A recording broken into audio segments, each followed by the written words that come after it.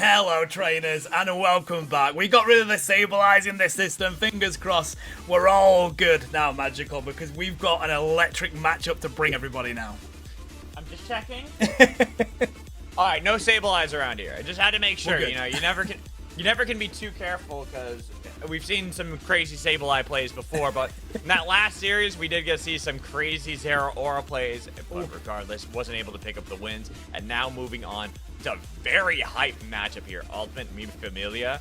I gotta say, like, Ultimate at the top right now, they are one of the teams to beat. And if Me Familia can pull that off here, it is gonna be massive. But just look at Ultimate right now. You've got Craney over there, Nachos, Gyoro, Mbok, and Fabo here as the sub for the team. Not sub, as the last player for the team. And these are all amazing players across the board. Top 4 finishes for the team. Like, absolutely insanely talented players. They are, mate. There's no wonder that Ultimate are currently leading this league right now. They are such an impressive. Nacho's one of the best players, you know, at Pokemon Unite for the EU region. It's such a strong team is this, and I gotta say, Mbok, one of my favorite players as well. The tanks that they can bring out, mate, it's so impressive. So Ultimate, a great team. Let's move on to Me Familia though, because another team that has really been dominating the competition. They are, you know, in that top spot, of course, 1 point extra over to the side of Ultimate. So this should be a really good matchup. Let's see if we can get Me Familia on the screen. People will know the names on this team, buddy. Me Familia is their team name, and they are very familiar. Daddy Leon, Jose, Aaron, Gelnaguna, and Jirare are here. And by the way, Jirare, one of the many people consider the best Trevenant in EU. So definitely bet that we will be having some of those bans coming out here for Me Familia. That's what I was about to say. I'm like, you're just talking about the tank play for Ultimate, but what about the tank play here for Me Familia? And I'm glad that you already touched on that one because it is big for this team, and especially with when you are a good Trevenant. Like we saw. What, 2 years ago back when Trevenant was just literally everything. Was the speedster, the tank, the attacker, back before they really nerfed Woodhammer. But it was insane the amount of lockdown control you had as Trevenant that despite getting gutted in terms of damage was still so good because of that tank play. And you see a player here like you see for Me Familia that when you are really good at it, you can still bring it out and you can be a terror there on the Sky Ruins. It's one of those where both of these teams are so strong that you just can't predict how this will go at all, mate. It could literally go either way. I mean, look at the records here. Of course, 3-0 for Ultimate, 2-1 for Me Familia. As we get into these bans, with no surprises, I'm expecting a Trevenant ban to come out here, mate. Yeah, we'll look at how these first bans are going to be, but it is a Latios ban. I mean, yeah, you know, Latios is going to be available. Latios are there that you can pick if you want to, but the Ho-Oh ban, much more expected. It is. I mean, Ho-Ho's going to continue to get banned. I mean, as we have a nosy at the picks and bans here for both of these teams. So, plenty of picks along the side of Me Familia. They like to go for that Snorlax. Whereas over on the side of Ultimate, mate, they go for the Snorlax, but more third. They love the Rapidash and Zoroark more than anything. And looking at that, all creamy, there's the Snorlax ban. Me Familia taking away that Snorlax. If you look at Ultimate's play so far, they are undefeated when they have Snorlax. So 5-0 wins for them with Snorlax. And you can't really beat what I've seen from Snorlax. Slowbro gonna be the fallback option here. I thought maybe they might try to steal away the Trevenant, deny that Huawei, but instead we'll let that go through. And looking at the other options here for Me Familia, we have seen Blissey as a really good pick here. Hoopa is still available with All Creamy not being there. Yep, there's that Trevenant. I would expect it to be Trevenant Blissey right here. Could have put money on that, buddy. Oh, Aaron's going to lock in the Suicune to teasers, mate. But again, another great pickup here for Me Familia. Of course, they already have that Slowbro on the side of Ultimate, so maybe they're feeling that they don't have to lock in the defender right there. They do use the Suicune, though not as much. For right now, it's 17% pick rate for Me Familia. 67% win rate is pretty decent for it, though. Why? With Comfey here. Buddy. Interesting. Okay. Watch Nachos picking up a Zoroark or something like that here for that Comfey to work with. They do it, bro. They do it, and I feel like Mia Familia now going to be like, yeah, I think that's what they're going to lock in here. Yeah, you could go Zeraora, the Zoroark. There are options here, but we see that it is going to be Espeon, Lucario. Mia Familia grabbing for themselves, still holding on to that possibility to have that last pick, Trevenant, dependent on what ultimate take here. Looking at the options and what Nachos is cycling. There it is, the Zoroark. Oh, buddy. As soon as Mbot locked that in, I was like, we know what comp this is going to be for Ultimate. And so did Mia Familia, which is, I think, why Durare has locked in the Espeon here. Rather, they were showing face on that Trevenant, buddy, and Jose is going to bring out the Greninja. This is such a good response from Mia Familia because, of course, you've got that Execute on the side of that Greninja, and you really want to try and target that Mewtwo. Why? The difficulty is going to be locking down Nachos because, buddy, we say he's one of the best players in EU. Yes. The Zoroark is one of the reasons why. And that's why I'm so surprised that Greninja comes in. It is tied for the most picks by Mia Familia when it comes to what they've been playing here in the league play. Only Snorlax was the other Pokemon that they had played just as much. But it is up against a Comfey Zoroark. As Greninja, you have to be on point with your substitutes, making sure you're dodging away from everything, because if ever you falter, Nachos is following you to your grave. Maybe they're looking for some more secure as well. We'll have to see how it shakes out, because they do have Lucario there, and we do expect Power Up Punch to be the play for them, especially with the secure. But I don't know. I feel like looking at that team on the side of Mia Familia, they don't quite have enough CC to try and deal with Nachos, especially having a Comfey on them as well. Tano, the greatest CC is a knockout. That's why. You don't need any CC when you just knock them out. You send them back to the Pokemon Center, because what are they going to do at that point? Nothing. That's what. They're crowd controlled in the Pokemon Center, mate. Now you are right, you're not wrong, but it's when you have to catch Nachos. It's catching the Pokemon that's the biggest issue here for Mia Familia. Yeah, quick ball, easy, done. You catch them right away. But here we go, getting to game one between Ultimate and Mia Familia, and we will see how these two compositions are going to go up against one another. No surprises here, doing the usual. It's going to be the Greninja taking the central area for Mia Familia, and Zoroark doing the same here for Ultimate. It's going to be a good matchup down here, though, because if Espeon can get a quick evolution, I'm suspecting the stored power with the fact that they're up against this Zoroark, mate. As we get to see, at the moment, it is going to be a bit of an early commit here from the Gible, trying to steal away some of these funnel bees with the help of a Comfey. That is not the easiest, though. Well done, despite it. I thought they would lose that funnel bee, but they do snag that away from Mia Familia and might be able to get the one right in the mid part, too, as they are keeping the side of Mia Familia at bay, not letting them get too near to anything. Thankfully, that Chansey did grab that final funnel bee. Tough position to be in on the side of here. Durare is going to have to back on up. There goes the lock in. It is going to be stored power from the Espeon. There's the eject button, buddy. They can lock down Nachos here. They find the KO with a quick rotation coming down from Jose. And wow, Mia Familia have answered. Yes, Ultimate got some points in, but the KOs go to Mia Familia. As we see there at the bottom that there's another eject button used. As Mia Familia, they might have won it in the bot path, but the top path not looking nearly as easy. Though they get a lot of damage onto the Gible. Gible still stands strong with the help of the Zoroark. A Comfey combo. Blissey gone. Even though Lucario did punch them away, all these points are going to be dumped into the top pad. What a great way to answer by Ultimate. Nachos going straight up to that top side and locking in some good KOs. Now, let's see whether Jose can take this away from Kranix. Of course, they want to hit that Garchomp as quick as possible, but they don't manage to take it away, buddy. But they might find the KO for it. They're 1 HP in a dream here, but Nachos catches them out, and they get away with it.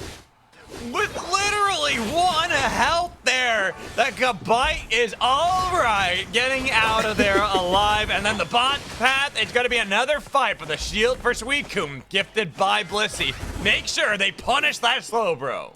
Still, it does feel like Mia Familia are already having issues with Nachos. They've managed to hit level 7, buddy, before the 720 spawn on in, and they've only found the 1 KO on them. And in return, Nachos just went and found themselves triple KO anyway. Exactly. It's like you're celebrating earlier. You're like, all right, bust out the champagne. We got the knockout on the nachos, and then nachos is just like, nah, you thought, and they are just absolutely terrorizing. This guy Ruins now hitting level 8, almost at the pain point 2 of level 9, where now you are having nothing you can do, and we see even the bot had a nice knockout for Mewtwo Y, making sure they get control right as Reggie spawned. And this is the difficulty because now, I mean, the Espeons had to use their reject button. You're getting so many of those. Regirock locked in by Ultimate. It's getting to that stage where it's getting dangerous for them. Level 9 on the Zoroark. They don't find any KOs down here just yet. Looks for the Slowbro. Are they going to be able to make it away? Jose is here. They're going to have the freeze as well from Suicune. That's going to be a good KO for them. Now it's down to Mewtwo Y to defend against these three here, Magico. Doesn't have that Mega Evolution to utilize. That's why they completely fall back and will let the bot pad get destroyed. But it will be traded. Top pad has been taken out, and huge knocks and huge dunks there for the side of Ultimate, making sure they get control right around Regieleki. They need to start having a conversation about how they protect this top lane, because if Nachos continues to do that, they will be a Regieleki threat that can go to their home pad round about the 4-minute mark, mate. So, got to keep that in mind as Nachos comes in here for the flank, looking for those KOs as they bounce on through. Kranix, though, trying to see if they can push this into the T2 already. There's going to be the Water Burst Shuriken trying to find the KO onto Nachos. Is unable to. Jose so weak right now. Has the extra damage for it. Gets the movement berry. Manages to get away on 1 HP. But I don't think Suicune's going to be able to, buddy. They're going to get locked down. Jiraiya back to the spawn center. And we did see Lucario's Aura Cannon coming through. They get KO'd. And that's going to lock in the points for that T2 to be broken. Even with the Aura Cannon, there's no Aura that can stop this top pad from falling to Ultimate, because Nachos right now is an absolute terror. You've got a Garchomp too that can back this up at the late game. It might only be halfway through the game, but we are hitting those late game spikes, especially when you have a level 11 Garchomp. I mean, we're going to have another Regieleki coming in with that base home pad being open here for Ultimate to push down. And then if they get it before the 4-minute mark, that's going to be their win condition, because we'll get another one before Rayquaza, mate. So everything is going Ultimate's way right now in this game. But right here, I like the setup. Trying to get the knockout onto Garchomp, forcing him to try to see if he can dash away. But the fact that top pad still exists and the double berry will be able to eat those up without getting knocked down and not even losing the top pad. There was not enough points there to actually destroy it, while top pad gets destroyed by Ultimate in tandem with Regice. Yeah, I'm not sure that Ultimate are going to be that concerned about that, buddy. They don't get the pad broken. I think they were probably hoping it would, so it opens up that extra bit of experience. But they get that bottom pad and they get that objective. And Nachos, you know what? They get a free Greninja to boot for it as well. This was the worry I had with Greninja. It has a lot of aura built up in it when you're like, I see your Zoroark, and I go Greninja. But then you're going up against a Zoroark with Comfey. Level 13, Tano. 13! What do you do? What can you do? It's 13 with 4 minutes left. You've got to lock in these objectives. But of course, Psychic Solaire comes on out, but they're going to use the fancy field threat. There's the Nightfall Days. They do find the Zoroark, but in the meantime, now they're going to deal with Living Outrage, buddy. They lock down the Greninja with the Slow Beam, and I don't know if Suicune can get away here. Lucario trying to pull them away from it. The Regieleki hasn't been taken yet. It's now under the 4-minute mark. They've got rid of the win condition, and they managed to get a retreat on as well. You knocked out the Zoroark, but at what cost? Because it is now Ultimate utilizing the other pain point. Garchomp, level 12, about to hit 13. Regieleki to be secured here for the side of Ultimate, right as Mia Familia show up a little bit too late. And that is a possibility of a base Lucky. It is very early, though, so it won't be a play around Rayquaza. No, I think they're going to be able to defend this here. We just see Kranix trying to come in on the Garchomp thinking, are they close enough for me to get the KOs here? Literally staying around that moment, buddy. Look at him, still sat in that bush waiting to see if Greninja gets close enough for a good pick. Yeah, we're just waiting it out. Just being like, all right, can we get it? Can we get it? Do they fall for this one? Regardless, I don't think it would matter too much because you still have some time removed until Rayquaza will spawn. But now it's going to be about waiting until those Unite moves come back online and making sure that they are perfectly set up for the Rayquaza. I think that is why Mia Familia are trying to defend and take away the Registeel, but it's going to be dicey when you put yourselves out there. The Whirlpool went backwards, so it's not even tagged onto the side of Ultimate. It's going to be a secure by Slowbro onto the Registeel. Then the fight, knockout, Mewtwo, Y, and Zoroark diving everything. The Zoroark got everything in that fight, and chasing down more with Comfey should be a complete wipe of Mia Familia. What an ace to lock in for Ultimate, buddy. Of course, they're going to be back for Rayquaza, but just as it spawns in. And the thing is, Ultimate don't need to do anything with this. They're so far in the lead right now. They've got the levels, and oh my god, Nachos is illegal on this Zoroark right now, buddy. He's level 15 and he ain't done right now. Guess what? 1v5 if you don't count the Comfey cleaning up Mia Familia. Well, only two have been sent to deal with Rayquaza. Ultimate, they are going to take this game. Ultimate is 100%. It's dominated the game, buddy. There's no way for Mia Familia to sneak back in from the early stages. Ultimate, as soon as Nachos managed to hit that level of having their Unite move, boy, it was a uphill battle for Mia Familia. And I don't know how they respond to this, buddy, because Ultimate do this so many times. People see them do this so many times. They go for the Comfey, they go for the Zoroark, and they just let it rip. And nobody seems to have the answer to it just yet. I mean, honestly, I was going to say this during the Pokemon Select, where I love Jose going for Greninja. But if you see that Nachos has Zoroark with Comfey, you need something that just permanently locks that down, because that's almost 50% of the team's damage in one Mon. 46.8% done by Nachos. Absolutely incredible. Like, I think you look at this composition and you go, okay, we have to imagine now that the Zoroark is a possibility. Do we ban Comfey to deny that, or do we just get something that can permanently lock that down? We were talking about the Trevenant before that they could have played, but even a Mamoswine, I think, is a good shout. An Ice Fang to lock it down and be like, no, none of that, please. We cannot deal with it. The thing is, like, what you need to do with Zoroark is disrupt the combo. You have to disrupt the combo, buddy, and any of the defenders are capable of doing that. You're absolutely right. Mamoswine, Trevenant.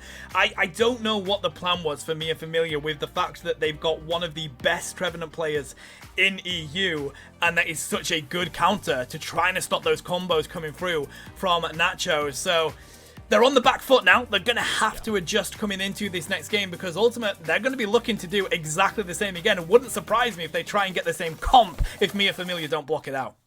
I think the idea is Suicune is really powerful, great at slowing down comps and keeping things at range, but the problem is, yes, it's good for a whole team.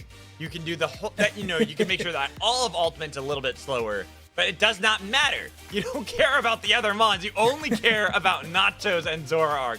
So looking at how they can change going into game 2, I think that is going to be the big thing. I think that they had a decent comp across the board. But the problem was, how do you deal with Nachos? Because we were mentioning Garchomp as another threat. Like, there was that one fight where they got the knockout on a Nachos, and then all of a sudden Garchomp starts cleaning up. But that's the point. Is you put all this attention to get one knockout on a Nachos, that then the rest of the team of Ultimate are then able to bounce back into the game and be like, oh, we're still here too. We've been right alongside Nachos. It's not like you've stopped any of us either. That's it, isn't it? And then if they show attention to the other Pokemon on the field, like we saw them trying to go for Kranix, trying to go for Kyoro there, the second they do that, we saw massive flanks coming in from Nachos. They were going straight into that flank, diving in and finding those quick KOs. It was too much for Mia Familia to answer, because you deal with Nachos, you've then got to deal with the other team whilst you're on low health. You try and deal with the other team, you've got Nachos coming in and obliterating your backline. So any way that Mia Familia tried to look at it, Magical, it just wasn't happening for them. Like, I just look over at the stats and, like, things that they could possibly go for that might be able to help answer that. Obviously, we put a lot of attention on Trevenant. I think that's a big one for the team. But I think other things that could really help them out, like, they played a good amount of Gyarados. Of course, you see anything like that. You see a Zoroark Comfey. You don't want to play Gyarados. Magikarp's going to get punished too heavily. Not really going to be good. But there are definitely other things that they could have gone for themselves in that game and made it so they had a little bit of an easier time in dealing with purely the Zoroark, so it doesn't even get to that point when you're really getting punished by that. And then for Ultimate, honestly, I think they have such a good handling of the meta right now it was a great read across the board of what they can do to punish that of Mia Familia. Reading the situation and even looking at what they have, Galarian Rapidash has been their most played Mon so far, but Zoroark is right behind that, and only having one loss too, looking absolutely massive in that game. And then other options, Ho-Oh, Garchomp, doing great. They could get the Blaziken if they need to, Buzzwole. I feel like it's hard to really go into this one as any team to read Ultimate well, because they play this hyper-aggressive style from the get-go all the way until the end game. Yeah, no, you're absolutely right, mate. I mean, you know, looking at those picks, look at Mia Familia. They've got picks where every time they play it, they're winning the game. Leafeon, when Jose gets access to Leafeon, I mean, they've only used it in 3 games so far, but they've won every single game when that's there, when they build around that. You know, 39% pick rate here on Inteleon, 86% win rate, 28% pick rate on the Gyarados, as you mentioned, 80% win rate. So it is one of those where when they build around these Pokemon, that's why it felt a little bit different there for me, because they weren't on the Pokemon that we were expecting them to play with their comfy picks, and also coming against that comfy Zoroark, it just didn't feel right. But as we go into this, Magical, Mia Familia have swapped. They're going to go for the first pick coming into this one. Swapping over to the purple side, so now they have a little bit more luxuries when it comes to this and how they want to approach the draft. But the thing is that you have luxuries in that, but I've said this how many times, Tana? I love orange side because last pick and also how you get these 2 picks right out of the bans, I think are something that you can utilize very well. If a team understands the meta like Ultimate do, I feel like it is difficult to approach this draft and figure out what you want to do in order to mitigate what Ultimate have been drafting in the likes of Comfey, Zoroark, Galarian Rapidash. Yeah, I mean, even looking at other things, Snorlax that was banned by Mia Familia, there are these weird options now that Mia Familia have to kind of look early into the draft. I mentioned before that Mamoswine, I think, is a really big pickup for the team that could work well. We've also seen that other things that have been really strong, such as Charizard, have been completely left open. Teams really not going for that. You mentioned that before when we were at the top of the show, that it's something that players wanted to play at first, then realized it's okay. Suicune is going to be Mia Familia's option right out of the gates. What is interesting is, of course, we do have these new Pokemon available to play, but we haven't seen a single pick on it at all here, buddy. And I know some people have been saying it's really, really good, but not here in the stance of these team battles. We do see Kiora locking again for the Mewtwo Y, and Embo's going to take the Umbreon. There we go. Out here, and there we go. Jawari, they're going back to the plan here, buddy. They're trying to lock in these really strong picks that they use. much more appreciative of that, and they go for a Gyarados as well. I feel like it is something. Yeah, there it is. I was about to say it is something that can easily get punished here if there's a Zoroark that gets locked in with that Comfey. And this was the one problem I foresaw with picking Gyarados, but having a Trevenant and Suicune combo, 2 that are great at locking down. The only thing that I think they really wish they could have also gotten was something like an Umbreon, so you have a mean look and also say to Nachos like, no, you're not doing anything in this game. I mean, it's going to take a lot to get this Magikarp evolved, buddy. But as soon as they do, okay. I actually like this. Jose's going to lock in the Darkrai. So the sleep, this is it. It's all about disrupting the combos from Nachos, mate. They've taken that on board. They've got the Trevenant. They've got the Suicune. Jose's going to pull out the Darkrai, and Aaron's going to come back in with the Armor Rouge with the Fire. I think this is a great decision from Mia Familia to try and combat that. I really like this from Mia Familia. That Darkrai, that is a kind of pick that I wanted to see. Something that can disrupt, as you were just talking about, Tano. Making it so that Nachos is going to have to really second guess when to engage. When can you actually look for this backline? Because your only real target is going to be Gyarados, especially early on into the game.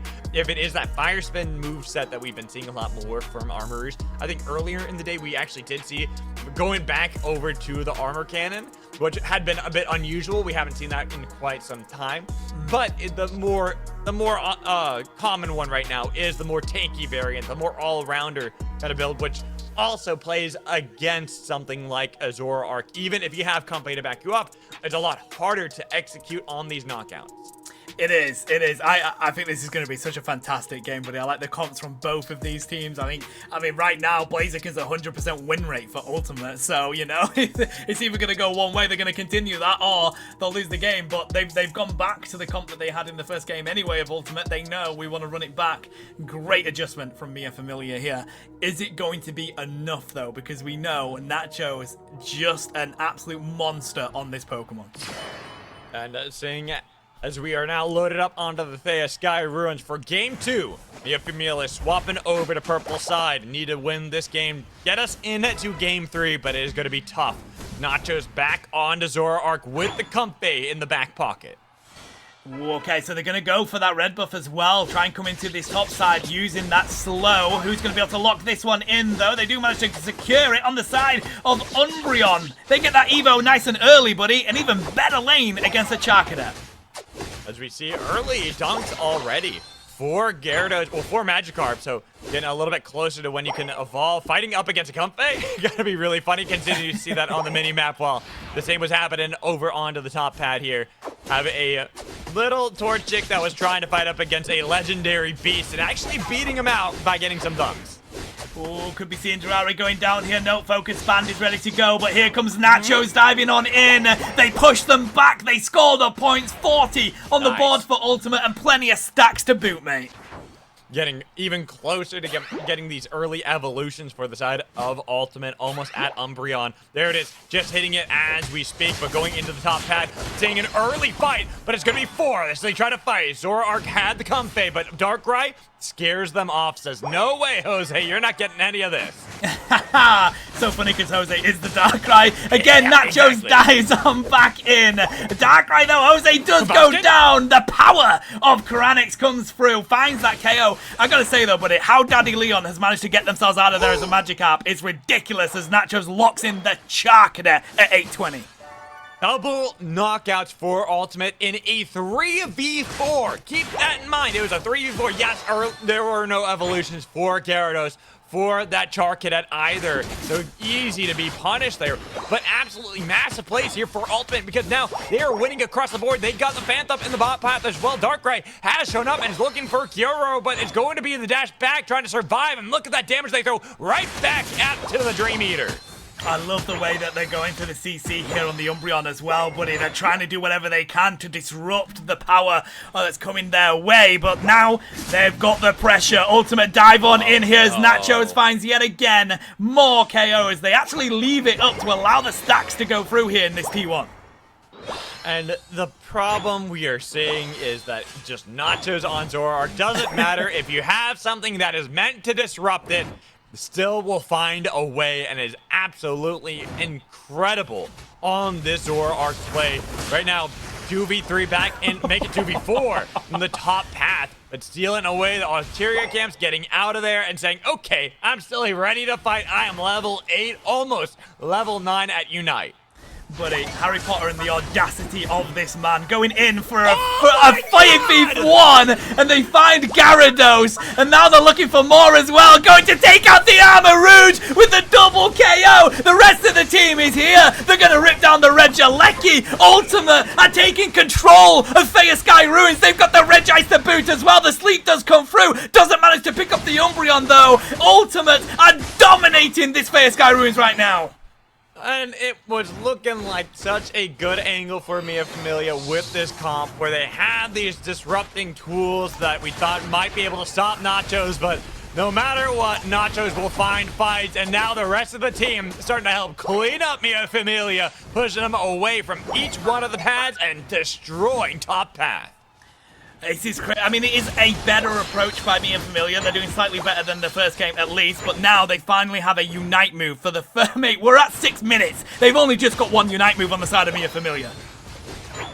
I'm looking at what Mia Familia are going to do because they need something, anything, to get back into this game. We see level 10s, the first double digits hit by Ultimate. And, of course, it is Nachos. And looking at the other side, 2 Unite moves have been picked up, but what can you do to stop the Zoroark diving through and through? It is going to be locking him down as best possible, but still was able to manage an escape right into the bush play. They take him down, getting rid of the one that can stop him. No more nightmares. It's your own nightmares they're going to feast upon as Ultimate continue to dive back and forth, triple knockout, looking for the full ace, but now with the heals back up, they see the Trevenant is low, but it's going to be the Gyarados they try to focus on instead with the dunk, destroys the bot path, and then the Gyarados made into sushi as finally Darkrai shows up, but way too late to do anything. We'll only have to revisit the Pokemon Center immediately as you try to dive back in. Does get the Blaziken, but I'm looking at where Nachos is, not even nearby, letting the team of Ultimate look for these knockouts while they look for the points to get dunked in. The fact that despite all of that, buddy, they just rotated Nachos and Blaziken around. Blaziken scores points, comes down to help out the team, and then Nachos goes and scores more points. 283 to 59 on the board right now for Ultimate. And Mia Familia, they have to go get farm. They're going to allow this Registeel to be taken by Ultimate. And, you know, the Regieleki is the only other place that they can approach right now. Level 13 Zoroark, and we are only now hitting the halfway point.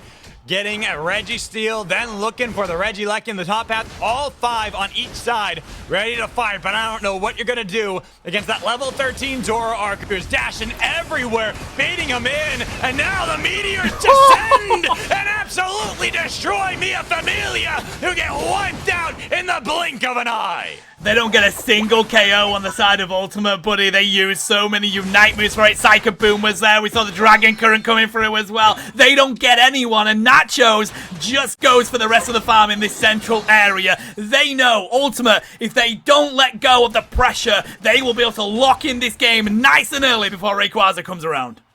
The worst thing for Mia Familia, too, is that you maybe have a play towards Rayquaza. You can go for that, where there's a Ray, there's a way. But against a Blaziken, I don't see how you're going to blaze a path to victory in this one.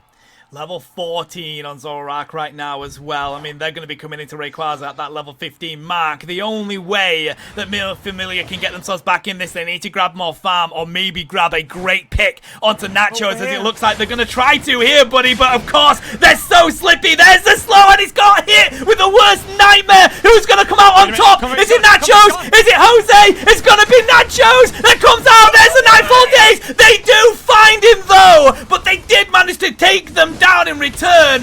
What a massive pick for Mia Familia, but they use so many resources for it, Magical, and there goes Atras again. They continue to take them down. Blaziken cleaning up Mia Familia on the back of what Nachos did. Can they take Kranix as they manage to find Gyarados? No, they can't. Again, Ultimate come out on top.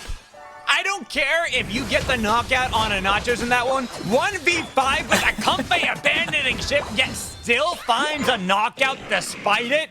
Insane from Nachos with playing this Zoroark to make sure that even when they fall, they are making sure others are joining them in the Pokemon Center.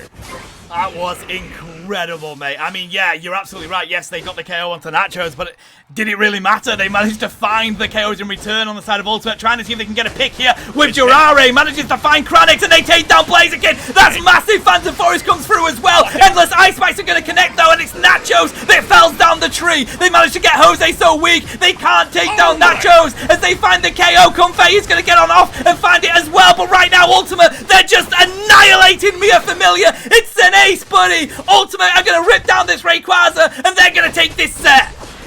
Run, Forest, run! You've got to stop this Rayquaza! They went for the eject! Can you get into the pit and steal it away? Woodhammer! You need a miracle here, but they focus their attention back onto the tree! Jirare couldn't get it! Secure for Ultimate! The second Ultimate spotted that Trevenant, everybody stopped. Nobody hit Rayquaza because they don't want to give that over to a ridiculous secure. What a way to answer, buddy. Then they just take the KO and lock in Ray. Ultimate are showing why they are #1 in this European League. And I hate to say it, because I hate to say just ban the Zoroark, but at this point, any team watching, any team out there that has to face Ultimate, ban Zoroark. You cannot let them have it, because it seems that no matter what you do, you will not stop Nachos. It's crazy. No team has managed to find an answer for them just yet, but it is definitely a mountain to climb when they manage to get that early rip-off. I mean, of course, they don't have a 100% win rate on this Zoroark, but you do have the other team that's built around it. It's pretty high, though, mate. 86%, and it's going to be even higher on the back of this.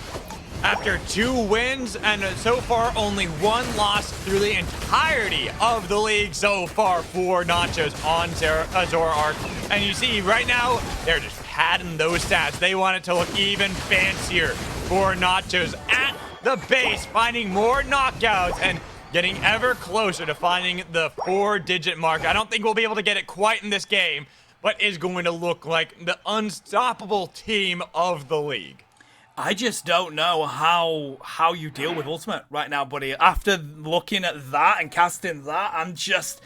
they're the team to beat. Now, of course, they are closely followed by Banana Peelers, who we're going to be able to watch next. But after the back of that one, Magical, Ultimate have shown themselves to be the dominant team in this league.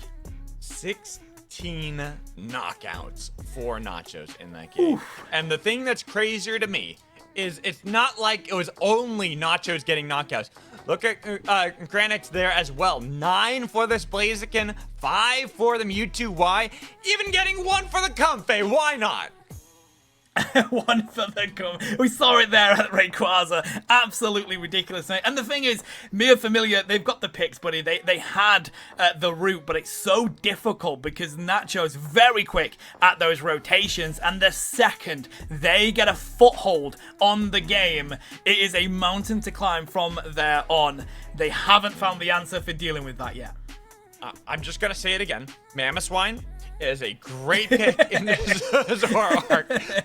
Maybe you just go back to what we used to see where we had the double defenders, Mamoswine, Slowbro, and just say, you're not moving, because if ever you move, then we all die. There's just nothing you can do about that. And I don't, and even that, you think about, and it's like, you're now playing into Ultimate's hand. You're now putting so much and indexing so much just to lock down Nachos that, as we talked about, Blaziken, a great option. We saw Garchomp in the previous game. That's something that can then clean up and be like, okay, you put all this attention onto Zoroark. Well, I'm still here, and I still do a lot of damage, so I'll find the knockouts instead. I wonder if banning the Comfey, as you already mentioned, might be a good route with it. Because, I mean, we looked at the stats. Zoroark doesn't have a 100% win rate for Ultimate. Is that when Comfey isn't on the field? Is that when they take these losses? That's what I would like to know. Because, I mean, you are absolutely right. I'm gonna venture a guess and say no. Because if that were the case, then Zoroark and Comfey would have either the same sets or similar. But Comfey also has a loss. So I'm assuming it was actually in a game where they had the Zoroark and Comfey. It was into a comp where they were able to lock down the Zoroark, as I was just talking about, because that is one of the ways to stop the Zoroark. But then you have Zoroark now with 2 more wins to add to that to bring him up to 9 matches played. That means 8 wins with only the 1 loss for Ultimate on Nacho Zoroark. Yeah, no, it doesn't matter if you ban the Comfey. I think at this point you just ban Zoroark. You just get rid of that and say, nah, we're not dealing with it. Team bans, mate. That's the way. Well, let's have a nosy at these standings. Of course, we've had the 2 sets so far. Let's have a look at where we're currently at after the back of it. Of course, Ultimate, heavy is the crown, buddy. They're going to stay heavy on that #1 spot, managing to get +7 on the points and 4 wins across the week. As we have a look at the rest, Oblivion there, managing to hit 2-2 with a 1 win streak. They shoot themselves up to 8th position. I mean, it's going to be big for Oblivion there. The 2-0 win too, really big on moving them up in those points. Feel bad for Plus Ultra though, because game 2 could have gone their way. Sometimes that's just how it works though. Sometimes the games just you fight around Ray, you end up losing, things fall apart. But Ultimate now separating themselves from everybody. +7 points with a 4-0 record. We're only in week 4, buddy, and they're already starting to give themselves a decent lead. It's just incredible. We're going to take a quick break, chat. We're going to get the next set ready to go. I need to go grab a drink after the state of that game. So grab yourself a drink, grab yourself a snack. We'll be back with you very shortly. And of course, before we go, Magical, that's it. You're done for the day, buddy. Thank you so much for casting with me. How did you find it? Oh, you know me. I love some Pokemon Unite, and just being able to cast these games and the craziness that we've seen from both sets so far makes me excited to see what more is to come after this break. Of course, we are going to be joined in by a marvelous Cancer who will be replacing me, and so don't worry about that. You'll be in great hands here for more Pokemon Unite.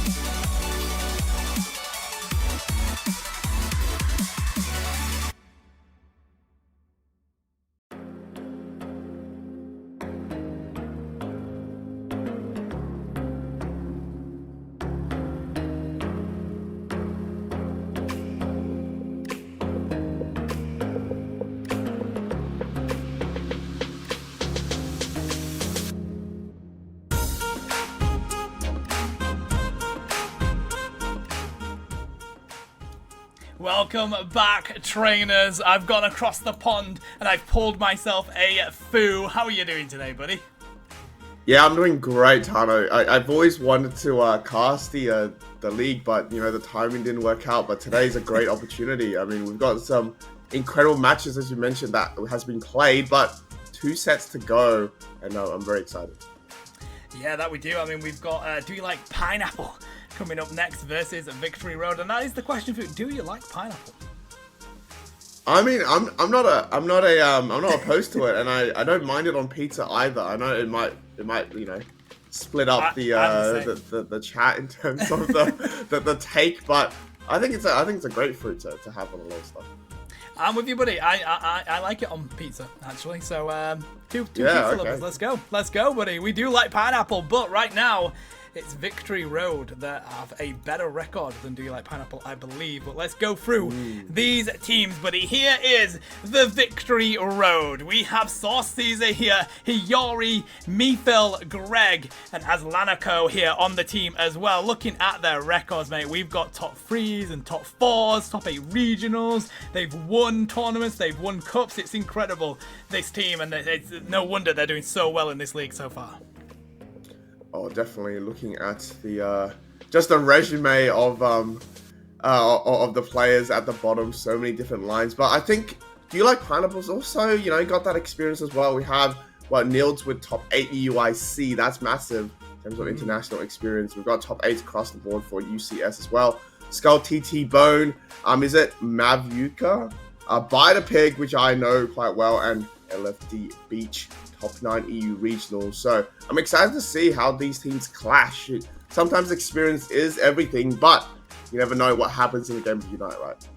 That is true, mate. And I must admit, I have been impressed with Do You Like Pineapple. I know quite a few of those players, and I've really enjoyed their play in this league so far. But the Victory Road have kind of been a slow rising star in this league, and they've been doing really well. They're coming in here with a 2-1 record, so are Pineapple. Let's see what they want to go for with these first pick and bans. Yeah, well, with Latios not available to be played, I do assume people are going to be putting more emphasis on the Ho-Oh, and there we go, Ho-Oh banned out, but Snorlax also copying the ban as well, so double defensive to get it going. Blissey gonna be the second ban for the Victory Road. What's interesting, is it going to be a ban on Inteleon? Yes, it is. So, Do You Like Pineapple use Inteleon quite a bit, buddy? I mean, well, I say quite a bit. They have they picked it in 6 matches. It has an 83 win percent for them, so it's a good effort to try and bounce that and make sure that the other team can't get it and take it away from you and just come in with the ban. Yeah, I mean, Mifil, we've seen Mifil's Inteleon, and even though Inteleon has been, you know, changed a little bit, I still think it's one of the strongest attackers. Greg can pick up the Psyduck though, because that avoids the chopping block, but that perhaps gives a really good start for the Do You Like Pineapple as well, by not thinking about the Alchemy. And we've got Suicune locked in as well, so I mean, I didn't expect this Pokemon to come in that early anymore, but still seems like these teams like to play it. Yeah, that they do. We see loads of teams actually in this league so far that put so much importance on it, mate, and I think it's because of that CC that it's bringing in. But I mean, the thing is, you just don't know what's going to happen with Victory Road, mate. They currently have a 100% win rate on Machamp, so, you know, you just don't know what this team's going to bring on out. Right now, it's going to be the Galarian Rapidash and the Umbreon. They've got themselves a pretty strong core of their team so far. Yeah, I mean, Rapidash is just great, right? Especially for that tempo setting against Pokemons that, you know, if Do You Like Pineapple picks more of a scaly character like Charizard, it might struggle a little bit in that early game. But to help that out, Armourouge comes in, which is a Pokemon that's loved a lot at the moment, just because 5-spin just seems so insane, right? In terms of the sustain. So I'm keen to see how they actually end off their roster. Whether they have something a little bit more early game, maybe like a Leafeon as well. But Mifil without Inteleon looks for the Mew as they hover over, and Hiyori still thinking about what they want to pick for the last pick. It's going to be a Scyther? Sizzle? What do you think? I mean, I love Cypher.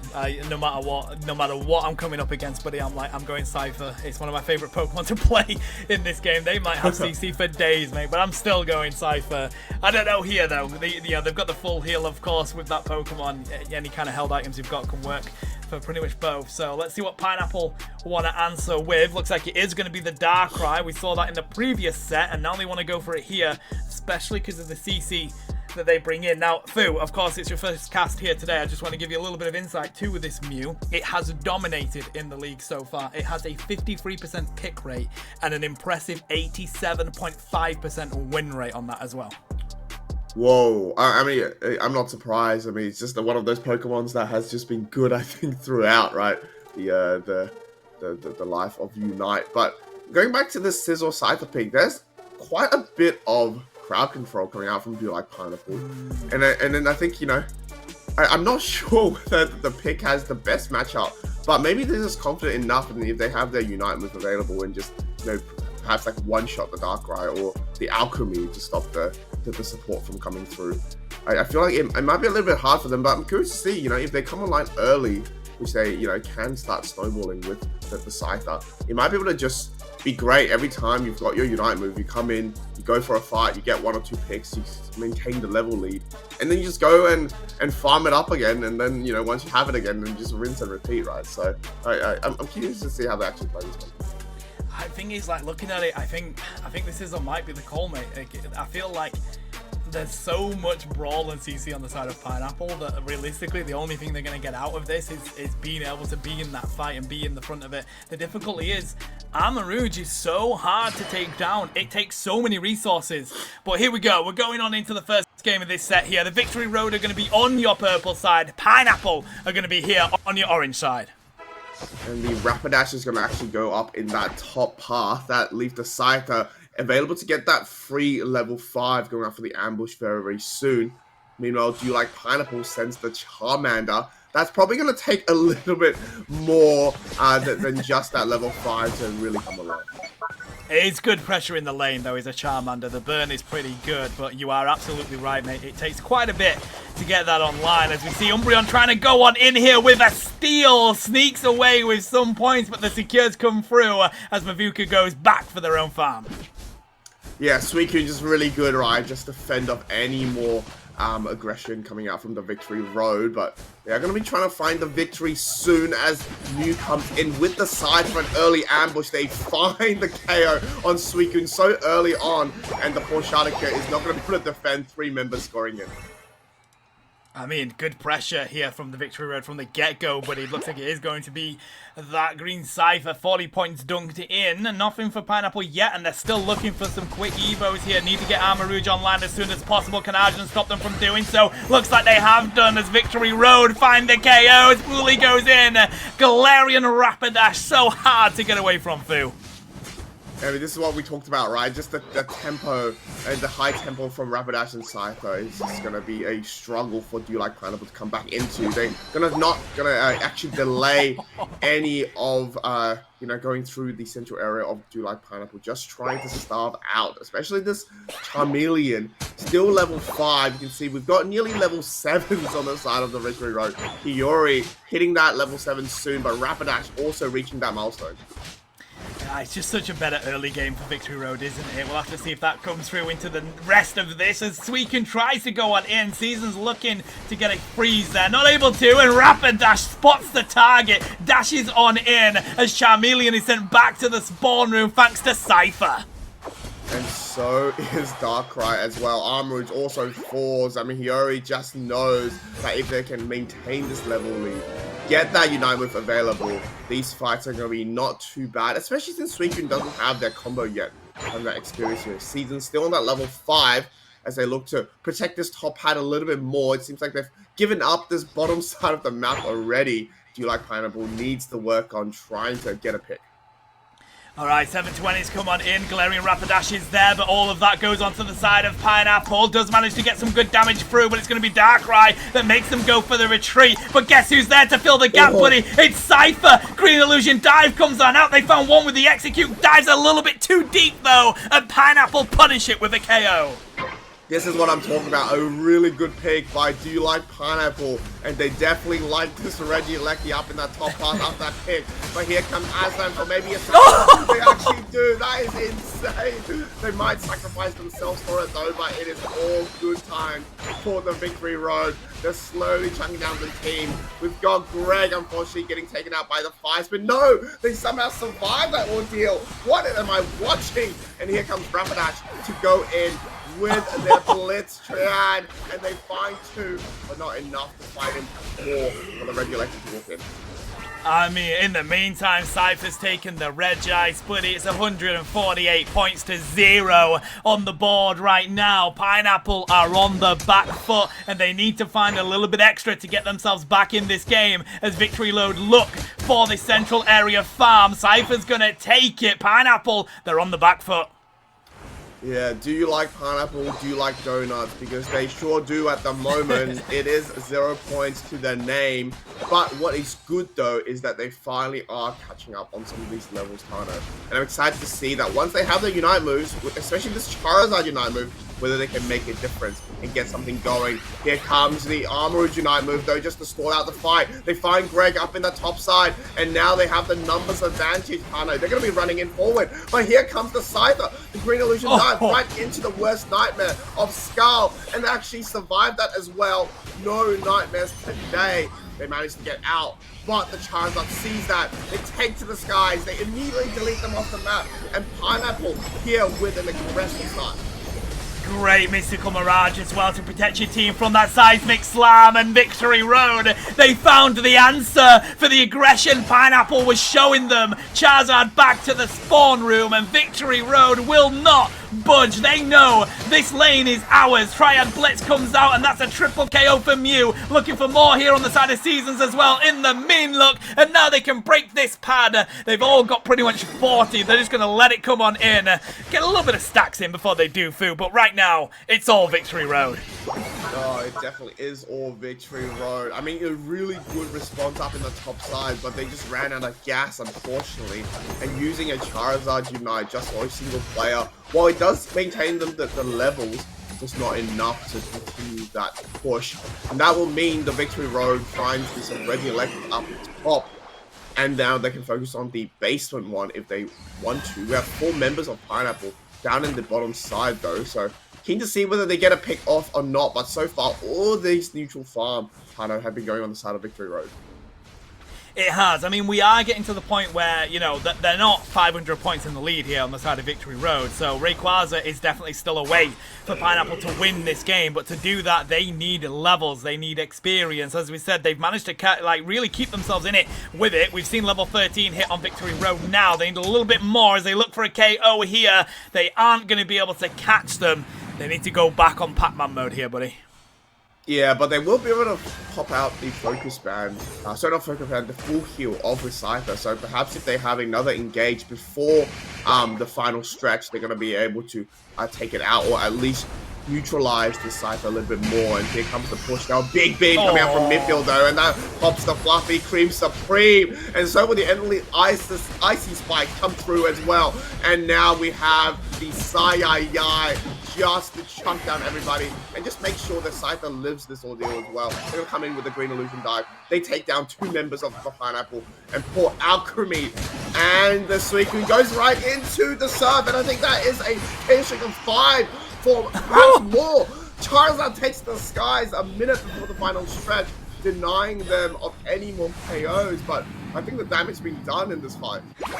Buddy, I gotta say, we gotta apologize to Hayuri. I feel like we had doubts about this Cypher. We were not aware of their game, buddy. They have absolutely cooked against Pineapple here. They've hit level 14. They got a Quadra. They were inches away from getting a Penta. And it feels like Do You Like Pineapple just do not have the answer of trying to deal with the executes that Cypher's managing to drop. Yeah, I mean, like, there is a bunch of crowd control on the side of Pineapple, but they just... I'm not sure. Maybe it's just too delayed, and before they can even blink, Scyther comes through and you know, absolutely deletes the entire team. We do have midfield picking up that Regieleki, that final one there, but Rapidash actually falling early is not good for the Victory Road. They're out for 8 seconds. They're going to be late to this Rayquaza fight. I'm not sure whether there's going to be a flip on the table for Do You Like Pineapple, but we're about to find out. Then Rayquaza has spawned for our first final 2 minutes of game number 1. Yeah, they're getting Unite moves back online on the side of Victory Road as well. Still needs the Seismic Slam for Pineapple, and this is the issue. They've got poke damage on the side of Victory Road. They have that Mew with the beams to check these bushes, see where people are. They don't really have enough heals to deal with it on the side of Pineapple. They've got Alchemy, but there's a limit on what you can do. Right now, Victory Road, they're just being patient and waiting for the right moment to go in. They have a really good poke potential, especially a level 14 Mew on the side of the Victory Road. It's going to be really aggressive, and we're going to poke out this armor before they can even come in, but patience is key here. If they can get a pick off, they won't be able to snowball, especially a huge Suicune ulti might be great here, but before I say that, they immediately go down to the Rapidash, and Alchemy Unite moves a little bit too late. They have to go in now. Now they don't have their main healing move. We've got Skull coming in, trapped by the Mean Look. They're going to be going in. The Seismic Slam in the skies. They take down the Umbreon, and perhaps they will have a numbers advantage now. Armor falls immediately, and here comes the Green Illusion Dive to clean up. Clean up on R9, they said, as Vita Pig looks to fall to the side there as well. Only 2 members left. Make that 1. Suicune is coming back. They've got their Unite move. They can delay it. Endless Ice Spikes go through. They're not able to pick up the Scyther there, Tano. And that is going to be a team wipe for the Victory Road. I gotta say, what I do love is that right now we're seeing more of this Charizard, buddy, because of course, the recent changes in the draft. But we have an answer to it right now. We saw it there. Psyduck pulled out the full power Psy-II, and the Seismic Slam just wasn't able to find those KOs in that fight, buddy. You're pretty much cancelling the damage coming your team's way. What a great way for the Victory Road to bounce back, utilizing that Unite move. Yeah, I mean, even though they're ripping the Rayquaza now, it is really the point of no return, right? And here comes Scyther yet again. How many KOs has the Scyther got? Another triple KO. The only Pokemon that can defeat this Pokemon is that Rayquaza at the end, knocking them out for maybe the second time of this entire game. Huge start for the Victory Road here. 337 there, and 14 KOs, Tano. Yeah, I think you're right. We do take back everything we said in the draft about Scyther. Doesn't make sense to me, but it worked here. We're just sat there like, this shouldn't work. What's going on? Absolutely cooking, buddy. I mean, just built different. 27.6% of the team's damage there. And yeah, that was a really good comp by Victory Road. I feel like, you know, they were up against a lot of CC. The way that Harari was managing to dance around that CC and just deal with the opposite team so strongly was an extremely impressive game. They managed to shut out Pineapple in this first game. Yeah, they definitely did. I think part of it is because the last pick, I know I was hoping for something a little bit more early game, right? Darkrai is decent, but it does take a while for you to get both of your moves up and running. And when you have a Rapidash and a really fed Scyther running at you, definitely makes it very hard to come back into it. You know, it's not over yet, though, for Do You Like Pineapple. I think they had moments of brilliance where they were able to chain together a lot of their Unite moves to try to take down 1 or 2 members of the Victory Road. They do need to go back to the drawing board now for the second game, though, to see whether they can counter just the early game that the Victory Road brings to the table.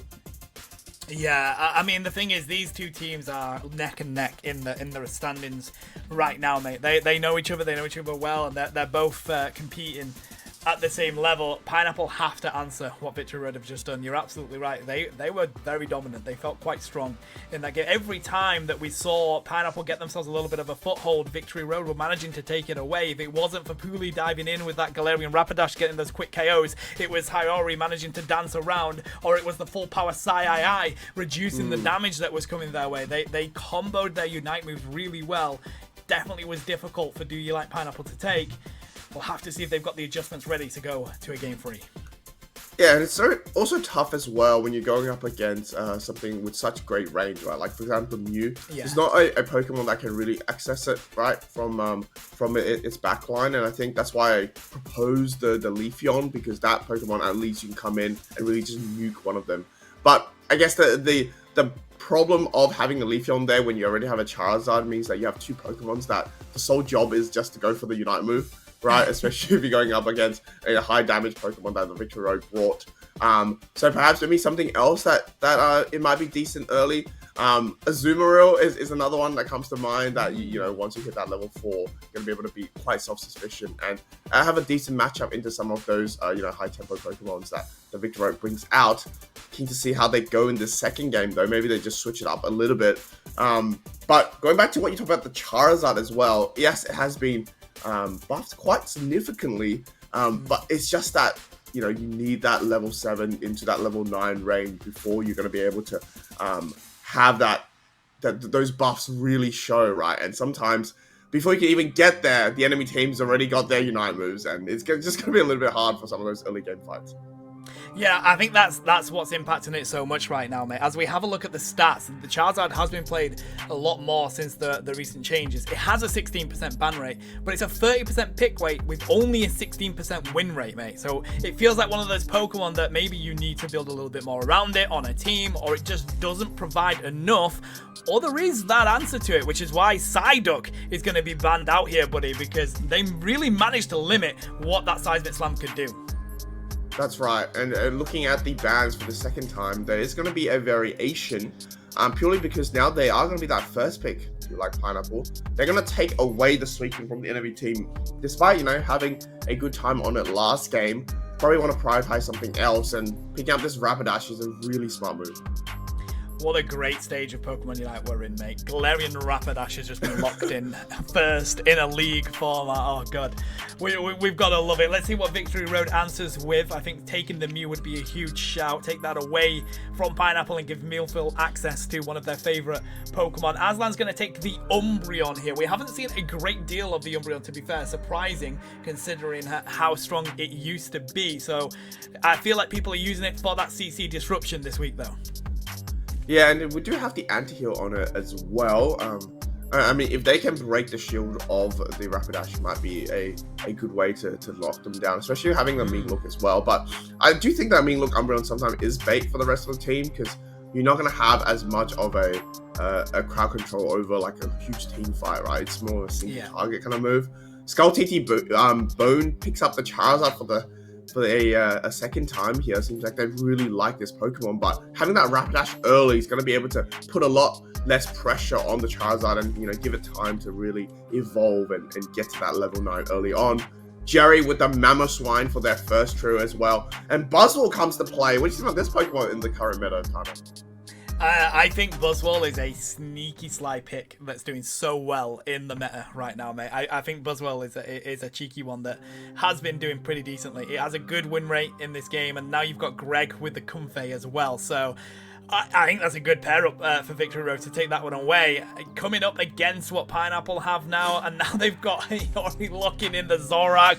We've already seen a comfy Zoroark today, Fu, and Nacho's absolutely destroyed the opposition on it. I feel like Victory Road is trying to do the same here. Yeah, I think seeing this Espeon as one of the picks, it just means the Zoroark will have a really good time. I mean, there's not a lot of Pokemon that can really catch the Zoroark, and they obviously have the full heal as well. I'm just thinking, you know, you've got the full heal for anything like a Mamoswine if it gets to you, or maybe an Espeon Unite, but the rest of the team just seems to be so easily to run through, right? Does that mean that the Charizard needs to be forced to play Flare Blitz here? But then if you Flare Blitz, then you're in the range for the Buzzwole to come in. So I actually really like the thought process that Victory Road has brought in. Only time will tell, though, to see how it goes. Espeon has a decent matchup into the rest of the Victory Road. Maybe gets a little bit outranged by the Mew, but if you can dance around this Zoroark, it might be able to just shoot it off, right? Especially Store Power and Psybeam. It's just such an easy move to play, but deals a whole bit of damage if you can't catch this Pokemon and keeps, you know, just using its move to dance around you. I'm curious to see how they play in this game number 2. Yeah, I think Stored Power has to be the route here. I feel like coming up against the Zoroark, you don't want to be trying to aim those side shocks, and of course they are, you know, that skill shot move, but you're sitting duck whilst that Zoroark dashes around and does what they want to do. So I think you're absolutely right with that, mate. But I still don't see enough on the side of Pineapple to deal with this comfy Zoroark. We'll have to see, though, as we dive on into the second game here. Pineapple are now on your purple side, the Victory Road here on your orange side. And we have the Rapidash going up top side, but this time for Do You Like Pineapple. And I think what they can do here in this game number 2 is, because Swinub is just great from the get-go, and so is Espeon once it's at level 4. If they can send someone up top, right, in a lot of those the way that the Asia region plays and just play aggressive at the start. And speaking of that, though, they find the Mew as the first pick of the game. Espeon comes online 30 seconds in, and this is the start that the View-like Pineapple definitely was looking for. Much better early game for them already, buddy. We've only been in the game for like 40 seconds. Swinub has to get themselves ejected over the wall. Looks like they're going to try and go back. In fact, put the pressure onto the Zora in that lane now, right now, buddy, where Espeon has a little bit here, trying to see if they can get a secure. Oh my god, Seasons putting the pressure onto Hiyori as well. There must have been... Oh, they got the blue buff, Tano. They ejected through to try to escape, but they're actually able to escape with the blue buff as well. That's why Hiyori is still that level 4. They are going to be evolving quite soon now if they can get any of these birds. Just run up a bit more down to that. But Skull and Espeon taking out Zora before they can even evolve. What scenes at the European League right now? That is so good. Pineapple are so comfortable. We've not managed to hit level 5 on Buzzwole yet either. If they can continue to limit that as Galarian Rapidash steals the farm away. The early game is all going Pineapple right now, Fu. It definitely is, and I just think with this Espeon that has come online so early on and ticking that level 6 very soon, it's going to be very tough for them to really, I guess, play into it, right? But as I say this, we do have the Zora Comfy duo online and ready to go. Level 6 for this 8-minute mark. Espeon takes that Umbreon once again, and here comes a battle for these people farms. Fate to go in. They do get most of it actually, but we will have a Charizard now on the board. It's massive serve to take down the Espeon, and now that equalizes their level as Mew looks to take out, and Skull goes in a little bit too deep right into the mean look of the Victory Road. The fact that one rotation of that central area has now meant that Hiyori's at the same level as the highest on the side of Pineapple. That's dangerous, buddy. That's the power of this Pokemon. They've now hit level 8. They've taken over the lead of levels in this game right now, despite the pressure that Pineapple had them in the first early stages. They nearly hit their Unite move. In fact, if they get these 720s, they'll have it before the 7-minute mark, mate. That's crazy. Yeah, things can change really fast in this 10-minute game, right? But I think what I like to see is that Pineapple is now committing to this top side. You know, when you lose a path down to something like a Zora Comfy, there's no point to contest it anymore. In fact, you should really go in and break that top ASAP, create some sort of pressure, some other place of the map, and just let them do their own thing in the basement, right? It's okay. This Regieleki, if they get it, we'll be able to delay and, you know, provides a bit more farming time for Skull to hit that level 9. Yeah, you're absolutely right. It's all about alleviating that pressure, and it's a good effort by Pineapple there to do just that. Now, someone's going to have to defend that Regieleki, and they might be able to get a good pick here. They do try and see if they can take them down. Nightfall Daze was going to be used, but Seismic Slam stopped it in its tracks, Fu. Charizard Skull is looking for it, but the mean look is going to stop the hunt, and they get sent back, and now they're going to get KO'd in return as well. Mew manages to find the Blissey, the Victory Road, diving back in, looking for those KOs, but a wise decision by Solrak to not dive in at that moment. What a way to sneak away from that Charizard Unite move. Well, incredible synergy from the Victory Road. I don't know where you noticed, the Mew went into that Mystical Mirage just to hide the targeting so that the Charizard couldn't actually just do damage to the Zoroark. Plus, it gets mean looked by Aslan, and unfortunately, you know, even the Charizard should be winning that matchup. Not only did the Comfy help the Zoroark survive, the rest of the team did as well. But at the same time, though, Espeon Unite to stop the Buzzwole from taking down this Charizard. So both these teams, they play very, very well. Just going to be seeing who comes on top. But here comes another fight. Massive Ice Fang to delete the Buzzwole of the map. Umbreon seeks to quickly back in. They nearly got caught out there on the top side as well. A much closer game here in the second as we see Pineapple try and push that T2. Victory Road are going to do the same, but that's uncontested. Managed to take the lead for themselves. Right now, though, Pineapple are finding the KOs. Rapidash and Espeon does what needs to be done to break this pad. And, buddy, we have a Regieleki spawning in 20 seconds. If they take this before the 4-minute mark, they will have a win condition for when Rayquaza comes around. Yeah, really good play by Pineapple just to put pressure up on the top side, and they actually break it as well. You know, yes, you have a Zora Comfy, but if you're not there with the team, they're going to be able to rip down the rest of them as the damage is going to be quite substantial coming out through this Charizard. Big Ice Fang yet again. I mean, this is a huge engage coming out from Seasons, and one of the most, snowballing characters. Buzzwole is now taken out of it. Eject to come in, baits out the full heal as well. Tano, this might be the engage that Pineapple is looking for. If they can get this Regieleki, like you mentioned, there will be a third one to go in. That's why Victory Road is still looking for a secure there. Regieleki's going quite low. Big pick up Season once again. And without a full heal available, here comes the crowd control going on to the Zoroark. Somehow, someway, Pineapple still able to get that Regieleki. And it is now an unfortunate event from the Victory Road. They must retreat ASAP as Aslan is about to be taken down by the Charizard. Comfy gets secured by the Buzzwole though, so at least we save the supporter for Victory Road. It's crazy. I mean, I don't know whether they're going to have enough time to rip it before Rayquaza comes in. It was very close to that 4-minute mark, so they might not have that win condition. Right now, Bliss Assistance is going to come through onto the Galarian Rapidash, trying to lock down Hiyori, and they do take down Zoroark. Umbreon using the Moonlight Prance, take away those shields, but it's not enough as the Regirock is going to get a rip on it now from Pineapple. Can they zone out Umbreon enough, though? They've got eggs. You see Galarian Rapidash diving on in, but it's Mew from a different postcode that comes in. Mewfield managing to lock that one in for Victory Road. Daylight robbery in this game right now. I mean, when you have a Mew online, there's always that chance, right, that the beam across the screen can come through and ruin your day. But despite all that, we still have a decent level lead for Pineapple. They've got 3 level 12s in that team. They just need to hold it on for the next minute. Maybe just soak up any sort of neutral farm on their side as well. This Rayquaza fight is definitely going to be much closer, right? We've got a couple 13s poking in through as well. 45 seconds. I don't think any of these teams are going to be engaging until the Rayquaza spawns.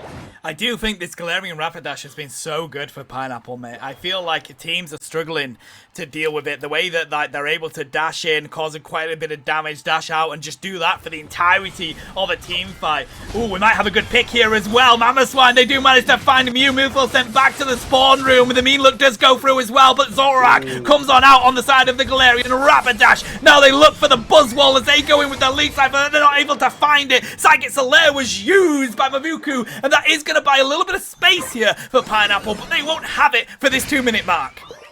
Well, I mean, the Victory Road also doesn't have that full heal on the Zoroark, so it's really terrible for this Rayquaza fight, right? If they can go in and get Ice Fang in by Seasons. Seasons have been looking for it, you can see, playing so close to the faint mark, and it's going to be tougher for Hiyori, I think, to really make a play without that full heal as well. Dancing around this Rayquaza of both these teams. We know that Pineapple is in the lead, and so they know as well. Rapidash playing patient backside as well. Everyone is just waiting. Musical chairs now for the European League. And here comes that first engage from the Rapidash. They are not going to get CC'd by the Buzzwole as well.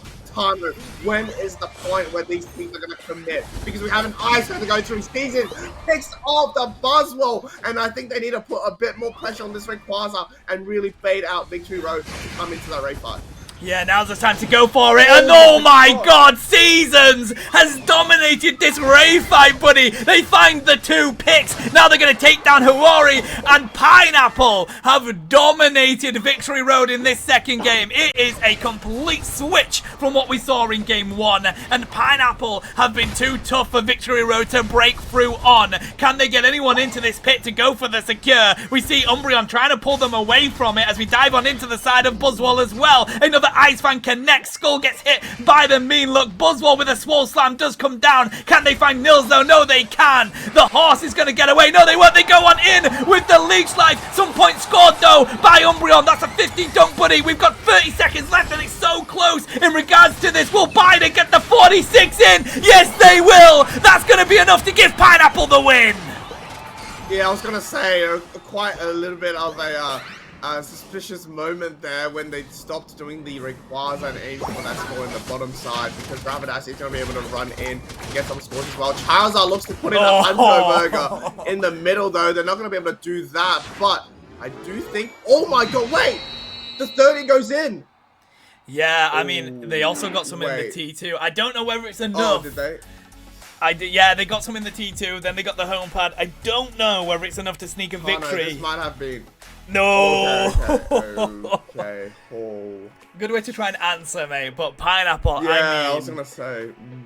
dominant showing from them in game 2. That was good. That was really good because they were coming up against a solid comp on the side of Victory Road. We know how dangerous. We've got Meafield there on Mew. They're always going to be dangerous on that Pokemon. They've got the Zorak Comfy combo. But I felt like the pairing of that Charizard with the Galarian Rapidash was a lot of pressure that they managed to put onto Victory Road. But we got to talk about Seasons. I just feel like the Ice Fangs were absolutely on point from Seasons that game. Oh, absolutely. I think, you know, you're really only as good as the engages that you can go in, right, as a team. And Seasons definitely put up such a great fight. So much pressure, I think, for everyone on that Victory Road, just in terms of the positioning. Because if they're caught out, they know an Earthquake coming out from the bushes is going to be able to stun them for days. And, you know, when you have a team of Rapidash, Charizard, and Espeon to back you up for any sort of pick you can have, any sort of, you know, fishing expedition with the Ice Fang, definitely proved to be a really good pick into the Victory Road. And with Snorlax banned out, I mean, there's only one other great option, right? You got to pick up this Mamoswine, and they definitely showed off. And I think, you know, being the linchpin of the team here in this game number 2 gave them this now second chance, right? It's now a game number 3 to see who really deviates from this 2-1 game score and who can get to that 3-1 side. And, you know, in a league format, push themselves into that next kind of like bracket of the teams that have able to win 3 sets in a row. Yeah, I mean, right now, looking at the standings, both of these two teams are right next to each other, buddy. It's, you know, the Victory Road in 5th place, the Do You Like Pineapple in 6th place. They have the exact same record. They're 2-1 with +2 points. So this is the game that divides who is going to take the lead in the league so far, and it's that momentum that you want to build up as a team coming up against the competition that has been so dominant as well. So what a way to bring us to a game 3. We've had 3 sets so far, buddy. This is the first game 3 we've had on screen. Usually they've been really dominant games, and we've got to give it over to Pineapple. That game 1 was completely different. Victory Road was so dominant through, but in this one they really managed to adjust and find the answer to what they were up against. I mean, they really learned the lesson, didn't they, about early game Pokemon. They drafted Rapidash and the Espeon, which just made it really easy. But I think also they got incredibly lucky, you know, for the first 30 seconds when Espeon came online, taking down the Mew immediately, and just from there they were able to snowball, right? Espeon, even though, you know, it's great in the early game, if it's, you know, hits that level 13, level 14 mark at the end, the Soul Powers do a decent amount of damage, plus the Psybeam to really, if you target something like an Umbreon or anyone tanky on that side, so I'm able to split the damage and deal, you know, just that collateral to the rest of the team as well, especially if they bundle up. So going into this game number 3, it is going to be the Victory Road with that first pick now. Does that change things? Does that bring them back in that game number 1 mentality? Maybe grab that Rapidash if they can. I'm curious to see whether Pineapple actually ban this out in this third game. I would. I absolutely would. You know that Victory Road are going to use the Galarian Rapidash, and they're going to try and take it quite early because they know how dominant they were on it. I think you've got to entertain that idea here, as Hiyori's going to ban out the Hooper for Pineapple. They're going to go with Psyduck instead and open the door for Rapidash to come against them. Oh no. That's all I've got for this, because I mean, it's now, yeah, I mean, it's just there's no other Pokemon to pick, right, in this position when you know it's worked so well for both these teams. You definitely don't want to give it to Pineapple here, so definitely first pick coming in from the Victory Road, but it will mean that at least Alchemy gets picked out for them. We've seen this time before where they picked a defender, but Skull TT Bone with this Charizard. That will just really reveal for Victory Road that that's what the end game is going to look like, right? That's what you're going to be going up against. How can you combat this Charizard and it coming online? Yeah, I like the fact that they're banning the Psyduck and then taking the Charizard, mate. They've recognized in Game 1 that it was limited in what it could do. So, Game 2, a much better game from Skull. They managed to find some good KOs and utilize that Unite move in good ways. Mifil's going to stick with the Mew here, and of course, Aslan's going to get back on the Umbreon. But I'm with you, buddy. I feel like they don't quite have an answer for the Galarian Rapidash. Of course, they did have, you know, those Pokemon in the first game. The Mamoswine has been really good. We've been seeing some great effort from Mamoswine, and you know, we've obviously lost Magical, who was talking about it the entire day, was pick Mamoswine. It's so good right now, but still, even though it hasn't been able to deal with that Galarian Rapidash, or at least it didn't in game 1. So I don't know what the plan is here for Pineapple, letting Victory Road take that. Yeah, definitely really hard for a Mamoswine to go into something like a Rapidash because you don't have a move that can break the shield, right? And so that therefore you can't ever Ice Fang this Pokemon. But like we mentioned before, we do have a Charizard, and now maybe they will take a page out of my book and play this Leafeon. It just means the team fight is just going to be circling around the Unite moves, right? Like we mentioned, Leafeon is not going to be able to provide too much if you don't have your Unite move available, right? Just to nuke out the rest of the team. And I think we have a Scyther coming back. And perhaps this is a better Scyther game because of the double evolutions. How are they going to even deal with this? I mean, is it going to be a Flare Blitz Charizard again? I'm just thinking in terms of the crowd control they require. Because Greg's taking the Suicune away from them as well. Tano, this might be a better game for Hiyori. It might be more chaos than the 14 we saw in game 1. You know what, mate? I would take that, actually. I think you might be right. I mean, Pineapple have at least got a little bit more aggression on their side with the Leafeon coming in. In game 1, they were definitely struggling with that. They were kind of going more for Brawl, more for CC. And, you know, Hiyori still managed to cut through the entirety of that, buddy. But at least now the Leafeon being on, do you like Pineapple? They're quite comfortable with this Leafeon. It's currently got an 83% win rate for them.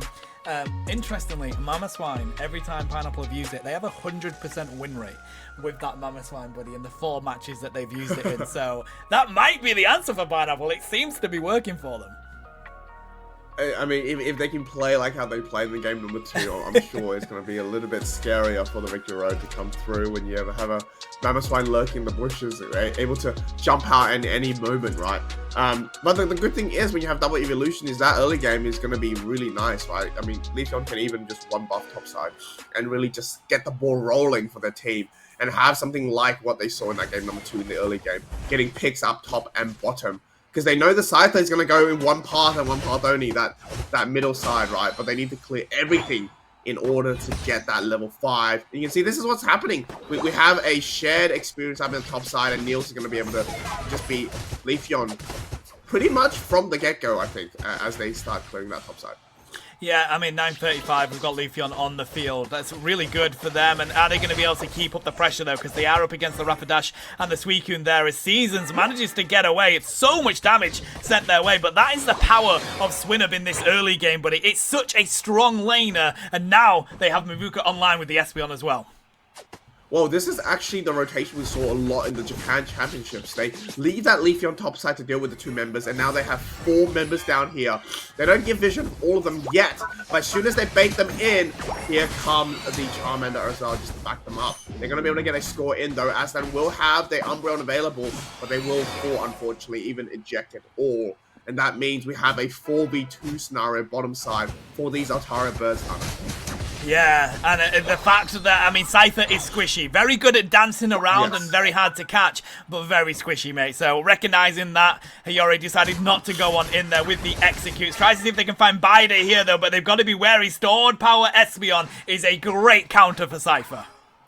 Well, that's a really good bait, actually. Putting down the cake so you know that you can survive 1 slash and having that Espeon put that damage on.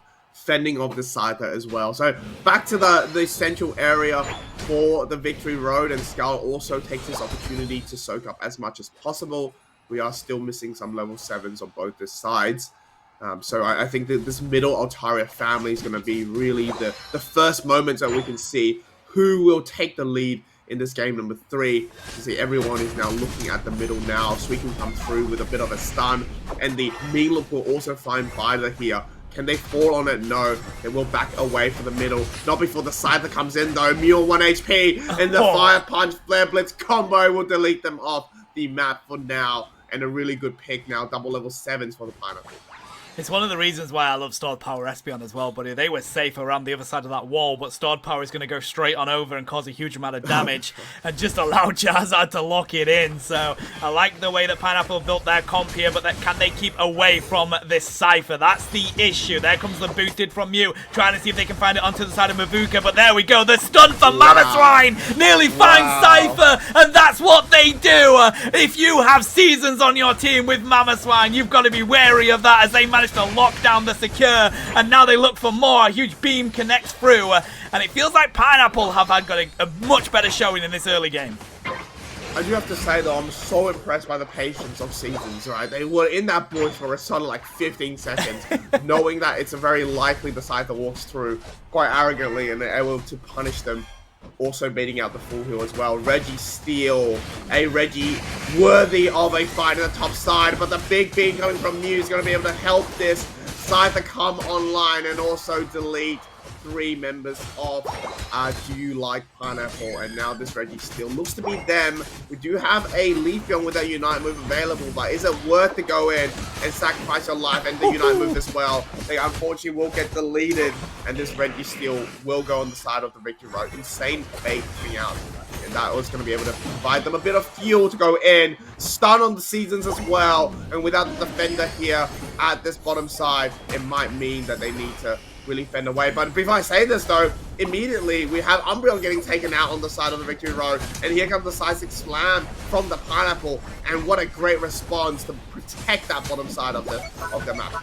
I feel like Victory Road has got everything out of that, buddy. They got the objective, they got the Unite move out of Leafeon, they only lost 1 Pokemon for it, and they scored plenty of points. So it's all gone their way at that moment. They still have this buff up as well as they look to rotate to the top side for this Regieleki. Pineapple still struggling to score a single point in this game so far.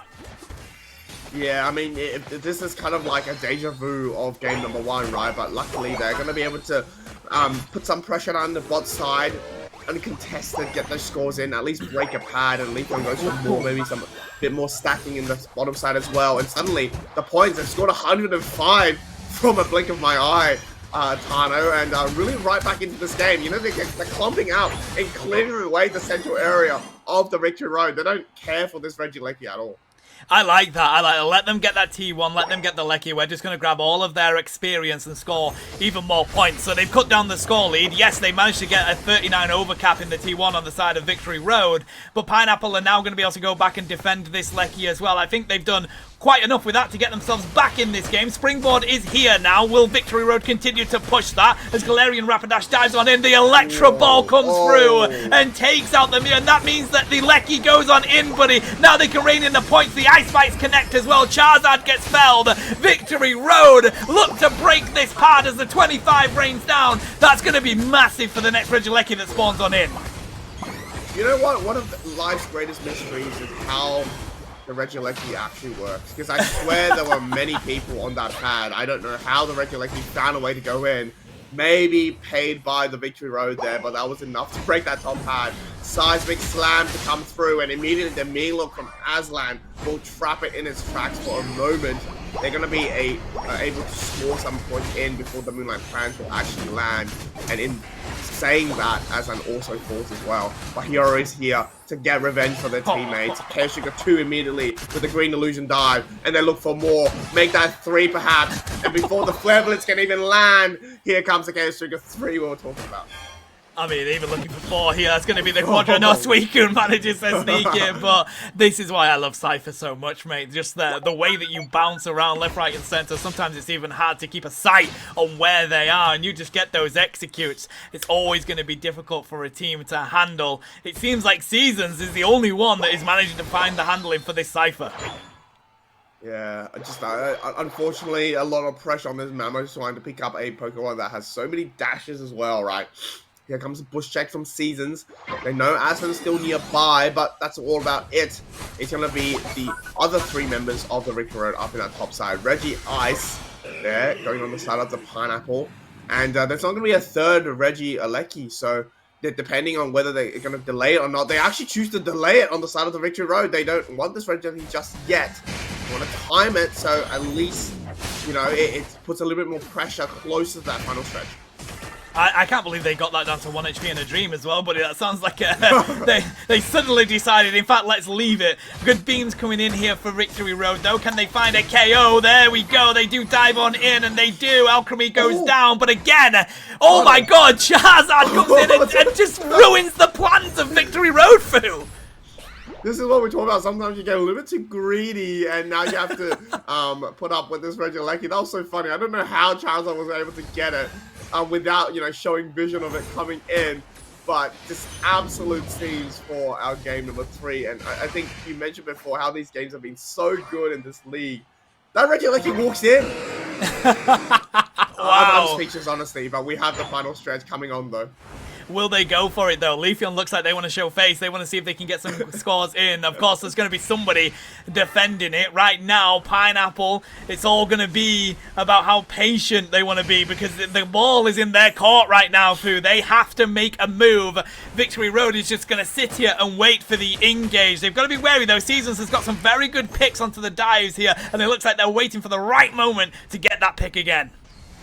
Yet again, Pineapple is kind of outrange from this level 13 Mew on the side, and I think with Suicune, they're fending off everyone as well. Mamoswine needs to pick up a good time to jump in, especially after the Whirlpool is used. It's going to be good. They're trying to take some sort of position here. Victory Road has the numbers advantage here, and with any sort of stun coming out the Suicune, I'm sure this Rapidash and Sniper is going to go in for it as well. Not a lot of time left out. Meanlook goes on Seasons. This might be the opportunity. Now that we have Rapidash coming in, the Fluffy Cream Supreme's going to go through, immediately into the Seismic Slam, and now Suicune takes out Espeon as the first KO of this game. That's traded out for the Rapidash. Tano, as now we have moments where everyone is just jumping in. Charizard also goes down. This is really bad for you like Pineapple because now Hirori gets to play the game. They get to clean up now, and it's for Seasons, the last bastion of hope on the side of Pineapple. And they're not going to waste any time from Victory Road to take this final Pokemon down. And I think the Victory Road might have found the victory in this game number 3. Can they rip this Rayquaza before Espeon comes in? Yeah, they can. That is going to be the answer to the questions posed by the Pineapple.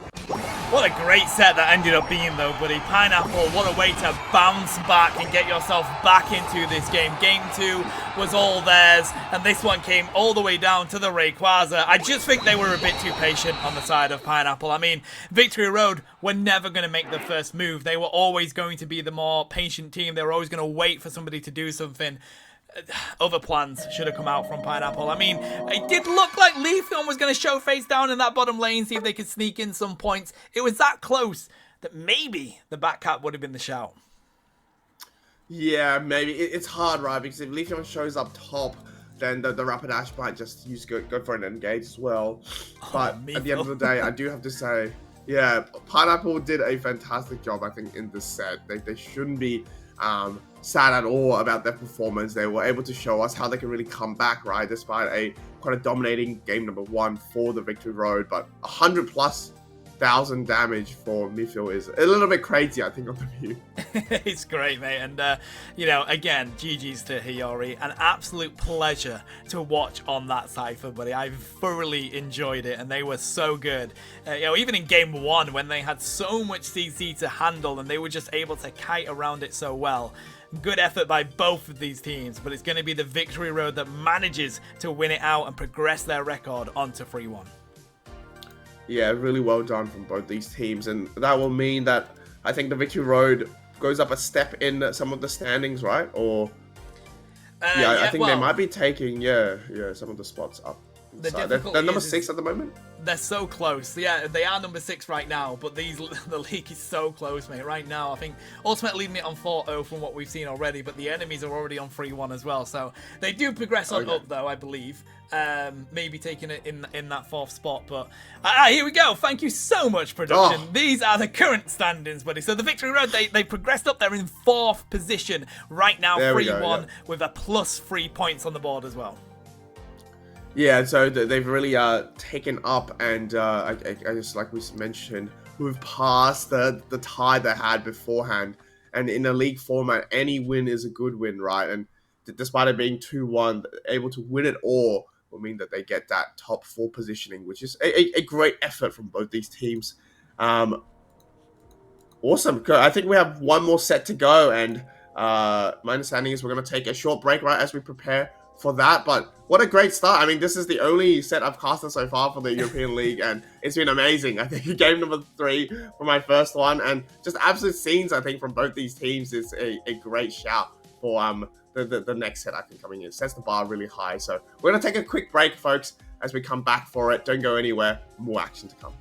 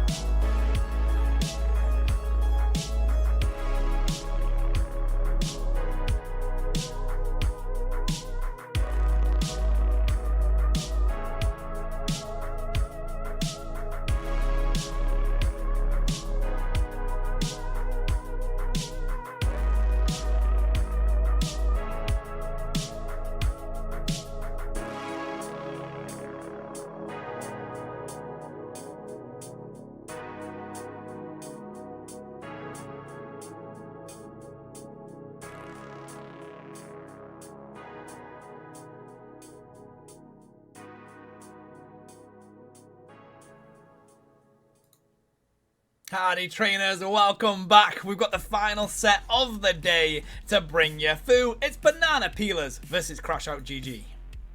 Yeah, I'm just looking at the teams for them in the brackets, and I mean these names from the European League is so interesting, right? We got Crash Out GG. We saw the Victory Road Pineapple. A lot of fruit actually coming in. Cafe Du Mountain. What is your favorite team name? Actually, I want to ask from these teams. I really like Do You Like Pineapple? Yeah. But Banana Peelers like rolls off the tongue quite well when you cast him, mate. So I think that's probably going to be my favorite. Well, speaking of Banana Peelers, let's look at who is on the team and introduce everyone to some of their experience as well. We got Shara King, we got Laura Tone, is it? Tuan? Indigo and Cree again. Lot of UCS experience, top 8 twice for Shara King, multiple top 4s and 5s. I mean, all I'm seeing is this should be a team that that people will respect and fear. They are second on the leaderboard right now, according to my sources, but might have changed since the last game. So, I mean, definitely a lot of familiar faces, I think, coming out from the EU Weeklies, Tano.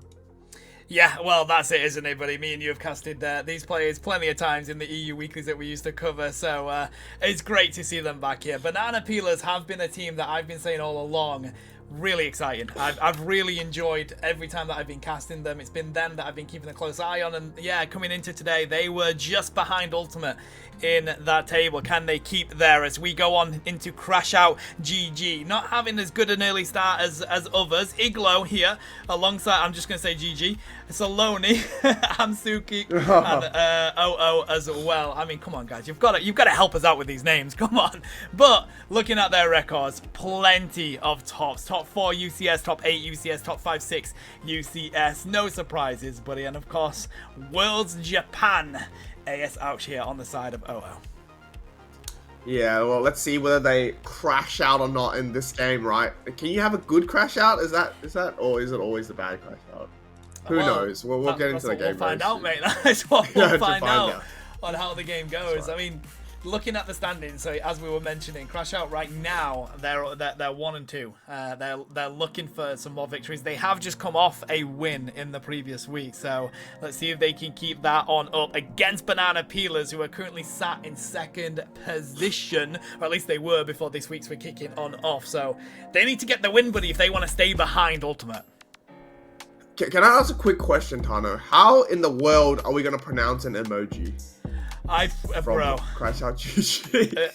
Uwu, I guess, is all we can go with. Is that a... It is now. Yeah. That's right. Well, Uwu is going to be banning out the holo on the side of Crash Out GG. And we're going to have a Gren Blissey banned out. This is very, very targeted, I think, coming out from Banana Peelers.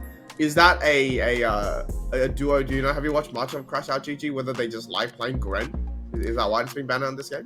Yeah, I mean, it's definitely target bans, buddy. That's what we're seeing here from Banana Peelers. Of course, everybody's aware of what other people bring on out, and I mean, they're trying to take away some of these good picks as well for Banana Peelers. They take away the Galarian Rapidash, they take away the Charizard. Crash Out GG with a great pairing to kick off this game. Yeah, and I think they might have given out too much from Banana Peelers, only picking up the Suicune to give away something so strong, such as Rapidash and Charizard as well. Alchemy is still on the table. Oh no, it's banned out. My apologies. Psyduck is on the table, but they say no to it. Shari's going to go in for the Buzzwole, where on the Umbreon as well, and double Speedsters coming out from Crash Out GG. What is going on? And a Hooper as well. So very kind of like a draft I haven't seen in a while. Zeraora coming through with something like a Hooper. I mean, it's just going to be a defender left, right, on this side? No, it's going to be an experience share Rapidash. Tano, what is going on? I love that reaction, mate. What? Yeah, I mean, I'm with you, mate. I mean, the Alolan Ninetales is going to come out here for Crash Out GG. I mean, good. They've got a lot of melee, and they've obviously got an Absol to come at you as well. So, really good Pokemon for being able to drop CC as well as buying themselves a little bit of push-away ability on the side of Crash Out. But Yeah, they're going for the support Galarian Rapidash. They've gone for the double speedster comp here. They don't really have much front line. They've got the Charizard, but you know, Charizard going up against the Metagross, going up against the Buzzwole, not the easiest matchup for them either. So, interesting comp is what we'll say from Crash Out GG here. Yeah, I just I have so many questions, but you know, instead of questioning them like I did in the game number 1 of a previous set on the Scyther, I'm gonna let them cook. You know what I mean? I'm going to let them cook. It does not seem like a draft that is gonna be great into something like a Metagross Buzzwole, but things have happened before. They haven't blown my minds in this league, so we'll see what happens now.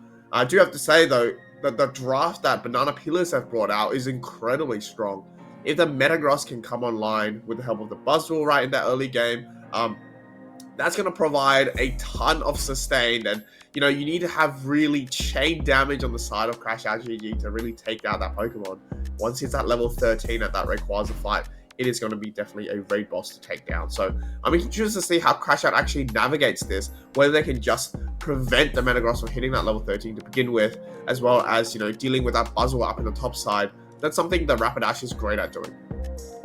Yeah, no, it really is. It feels like we're kind of going to have a speedster battle off here, realistically, but who can get those levels early enough, who can get those quick KOs. Absol, of course, is a great one for being able to do that. Doesn't need to get an evolution. As soon as it hits that level 5 mark, comes on in with, people usually use Pursuit. I'm more of a Night Slash enjoyer, but Pursuit, very capable of getting those one-hit swipe crits that just take those KOs. That's going to be coming up against the Galarian Rapidash in the early game, because we know that the Zeraora takes a little bit to get going, and we have to wait until it's got those higher levels, but it's going to be the matchup between that Rapidash and that Absol to begin with to see where this game goes in the early game. Yeah, and also the Zeraora as well, right, can play a part if they can get the discharge off. It's going to be able to, you know, continually to do that damage. And you know, if they get a good pull on someone in the backline, it's going to be a great way to isolate them as well, right? So I'm curious to see, right, how it goes. I mean, just early game wise, the Buzzwole, as soon as it's at that level 5, is going to be definitely a Pokemon to watch out for. When you have a Zeraora that might be diving in, you know, you have to really watch out when the Buzzwole's cooldowns are online or not, right? If they have the full set, then going in with a discharge Volt Tackle is not going to be the greatest decision that you can make. And with a team that's so squishy with double speedsters, you don't really want to lose someone off the bat.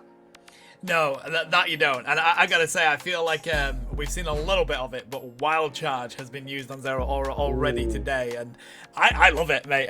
I'm one of these people that seems to like the builds that people like say isn't the best, or like Water Shuriken for Greninja's my favorite. Wild Charge is my favorite from Zeraora. Let's see if we get it as we go on in here to the first game between this matchup. But the Banana Peelers are going to be on our purple side. Crash Out GG here on our orange side. Well, we do have a bit of a sneaky invasion coming out from the Rapidash, and that's probably why it's got that experience share, but we do have now a Suicune. I'm getting vision of them as well. I'm contesting 2v1. Let's see whether Osh can actually get a secure here on the blue buff. Not going to be able to do that, but it's going to deal a ton of damage to this Absol. In the early game, Laura having a bit of trouble against this Pink Little Pony. Pink Little Pony Club here on the field as they dive on in. Oh my god, Ash is going to get themselves out of that position as well. They haven't found the KO onto them, and Suicune has had to set up shop in this central area just to limit the KO. Well, this is what we're talking about, right? You don't really need to go for the buff necessarily, but you can waste enough time. 4 members need to deal with one little pink pony. Everyone is now member to the Pink Pony Club, and that allows the Charmeleon to come online quite easily. And Matry also on the top side will be able to come in for a Volt Switch damage as well. Umbreon, though, still evolving from Banana Peelers.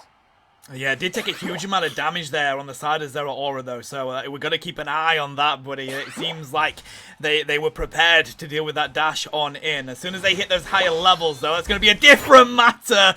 Good effort there from Indio to come in and try and take that one away. Right now, though, it seems pretty even across the board, but of course, they do have a little bit more levels on the side of the Absol. Hooper manages to connect on the Buzzwole. Can get out of there. No, they can. KO to the side of Umbreon. And speaking of that as well, another KO for Banana Peelers. That's the Rapidash goes down as well.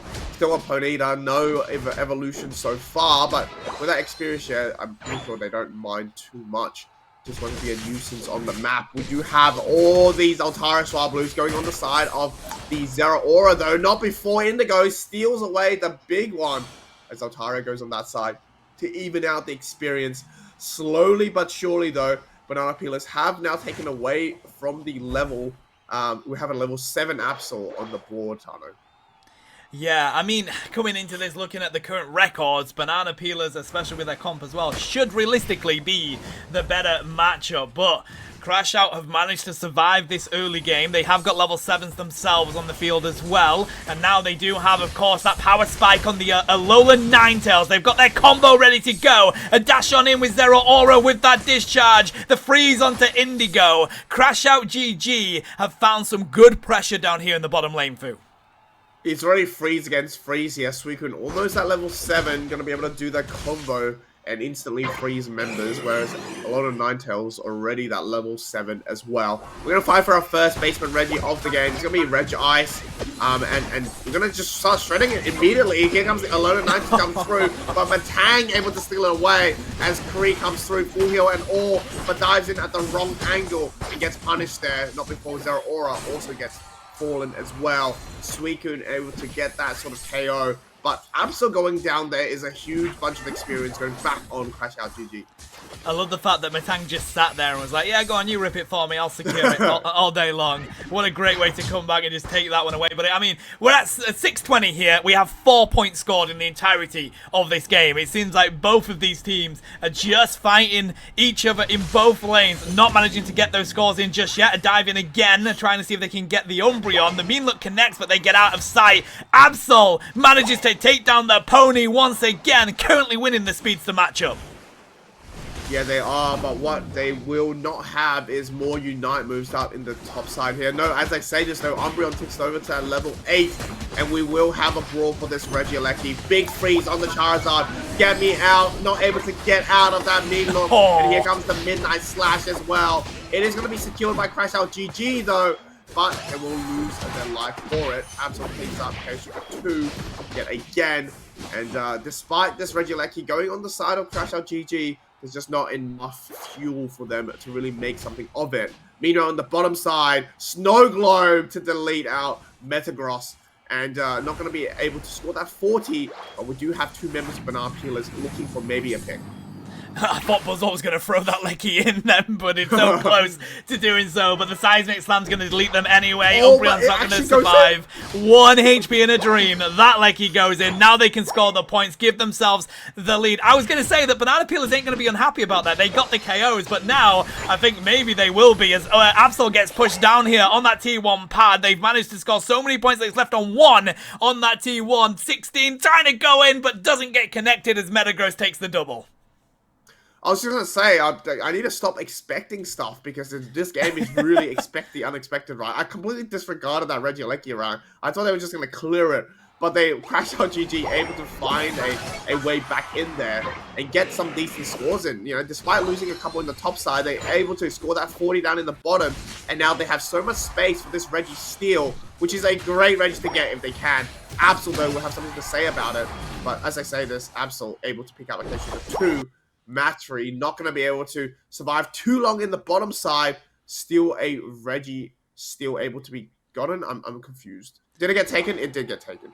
It did. We've got a little bit of a lag bug going on at the moment, buddy. But they've managed to get the scores as well on the side of Banana Peelers. So Crashout do have the lead, but it's a very close game right now. They've got level 12s on the field on both sides of these teams. The rings are let loose here from Hooper as the push comes through from Crashout. There's a Moonlight Prance as well. The Swole Slam takes down the Charizard as we go on in with the Gyro Ball. They do manage to pick up the Umbreon on the side of the Zeraora, but they're sent back to the spawn room as well as Buzzwole tries to manhandle this Galarian Rapidash, but they don't find the KO, so Absol cleans up for them anyway, and it's Banana Peelers that comes out with the advantage in that team fight, mate. Yeah, the Metagross is now fully online. You can see the sustain coming in from the Gyro Ball, and we have members such as a Rapidash, a Charizard, and also a Zeraora so close to you. That is a huge amount of shield you can get from that move as well. So now in the upper hand is Banana Peelers. They seek to maybe clear a bit more of this farm on the side, maybe get a some sort of pressure going in the bottom side because 2 members make that 3 of Crashout GG are now, occupied with doing that regularly. Does manage to get the Psycho cut off. They use Midnight Slash. I'm not sure about that, buddy. 50 seconds before Rayquaza, and they don't manage to get the KO with it. They do get the retreat on, scoring just a couple of points. And I feel like we might even get a KO here on the side of the Metagross. But they do answer with taking Zeraora for themselves. I don't know, though. Banana Peelers may have given a little bit too much resources for that, mate. But at the same time, we do have a Jet coming out from the Alolan Ninetales, and so is the Unite move from the Rapidash as well. Everyone is just spamming moves at the moment. No Rapidash Unite move, no Absol Unite move. And Absol also getting taken down, which means that they won't have time to farm out the Unite move back.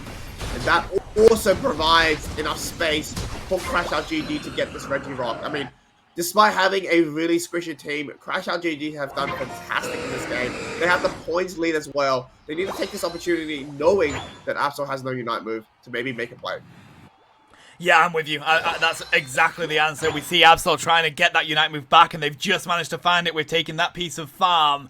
So now, you've got to be a bit more wary if you are Crashout GG. This game is incredibly close, and they have a lot of teamfight ability on the side of Banana Peelers. Gonna have to get a good pick here on the side of Charizard. Look for the right target with the Seismic Slam, but there's not an easy target to find. You really want to be looking for the Absol, because that's probably the squishiest one that you can go for. The patience right now, Fu, is off the charts between these two teams, but they dive on into the bush. They've spotted the Buzzwole, still waiting for the right engage here as they half health that Metagross. Yeah, really interesting full heal though. Not sure what they're trying to cleanse apart from the burn, but as I say, this Zeraora goes in to get sent back immediately to the Pokemon Center. And now we do have a numbers advantage from Banana Peelers. They're going to enrage that Rayquaza. And here comes the Seismic Slam to quickly push the Buzzwole away from the fight and send them back home as well. Double fights coming in from both sides there. The Midnight Slash to escape the Tree of Blaze, but not going to be escaping the Snow Globe coming in from the Alolan Ninetales. And now they pick up a Chaos Sugar 2. 4 members down from Banana Peelers. Where has it gone? The Zeraora comes through the portal in good time, and that's going to be a teammate from Crashout GG. Go crashing out today. Let's secure this Rayquaza and get the scores and potentially win this game number 1. Wow, what an upset here. Crashout GG absolutely lock on in, and they're going to take game 1, buddy. I feel like the Alolan Ninetales was so good for Crashout GG in those team fights, and it felt like Banana Peelers got caught out by it a couple of times, mate. It felt, to be fair to Kree, they were really managing to get the KOs and get the connections on the side of the Metagross until they were left on an island with 3 people around them, and then it was just an easy burn for Crashout GG. Yeah, I was going to say, where did it go all wrong for Banana Peelers? They had everything going up into that fight. They had the first pick, in fact, onto that Zeraora. How did it go down? What happened in that fight? But at the end of the day, Crashout GG able to just pick off the important members where it mattered. Laura not able to get out of the Snow Globe meant that they were out and for the count for that Rayquaza fight. Looking at the battle report though, Saloni 6-4 to their name, MVP of that game, and I think despite having a lot of crowd control on the side of Banana Peelers, Crashout GG got away with it for game number 1. Yeah, no, they definitely did, buddy. I feel like people often forget how good that Ninetales can be as they drop the 28.4% damage for the team, the most on their team, but also just with that ability to disrupt the team fight, push people away, and get the freezes as well. The combo's so good for it, and then you're kind of stuck in that spot where you're like, if I don't have full heal, the rest of the team is just going to sit on top of me and get the KO, and that's what they managed to do with Kree at the Rayquaza. What a close game that ended up being though, buddy. Look at the graph here. It was ridiculous between these two teams. Definitely, and Crashout GG has an opportunity to upset Banana Peelers in this next game. But, it all depends on the Rayquaza fight for this game. So I think the next game as well, these teams are going to be quite close. A really good matchup. And I think the format of this league allows for these really good matches because it's in that, if you're on the same record or close to the record, you're going to be versing each other, right? And in this case, definitely, it definitely shows that both teams know everyone very well.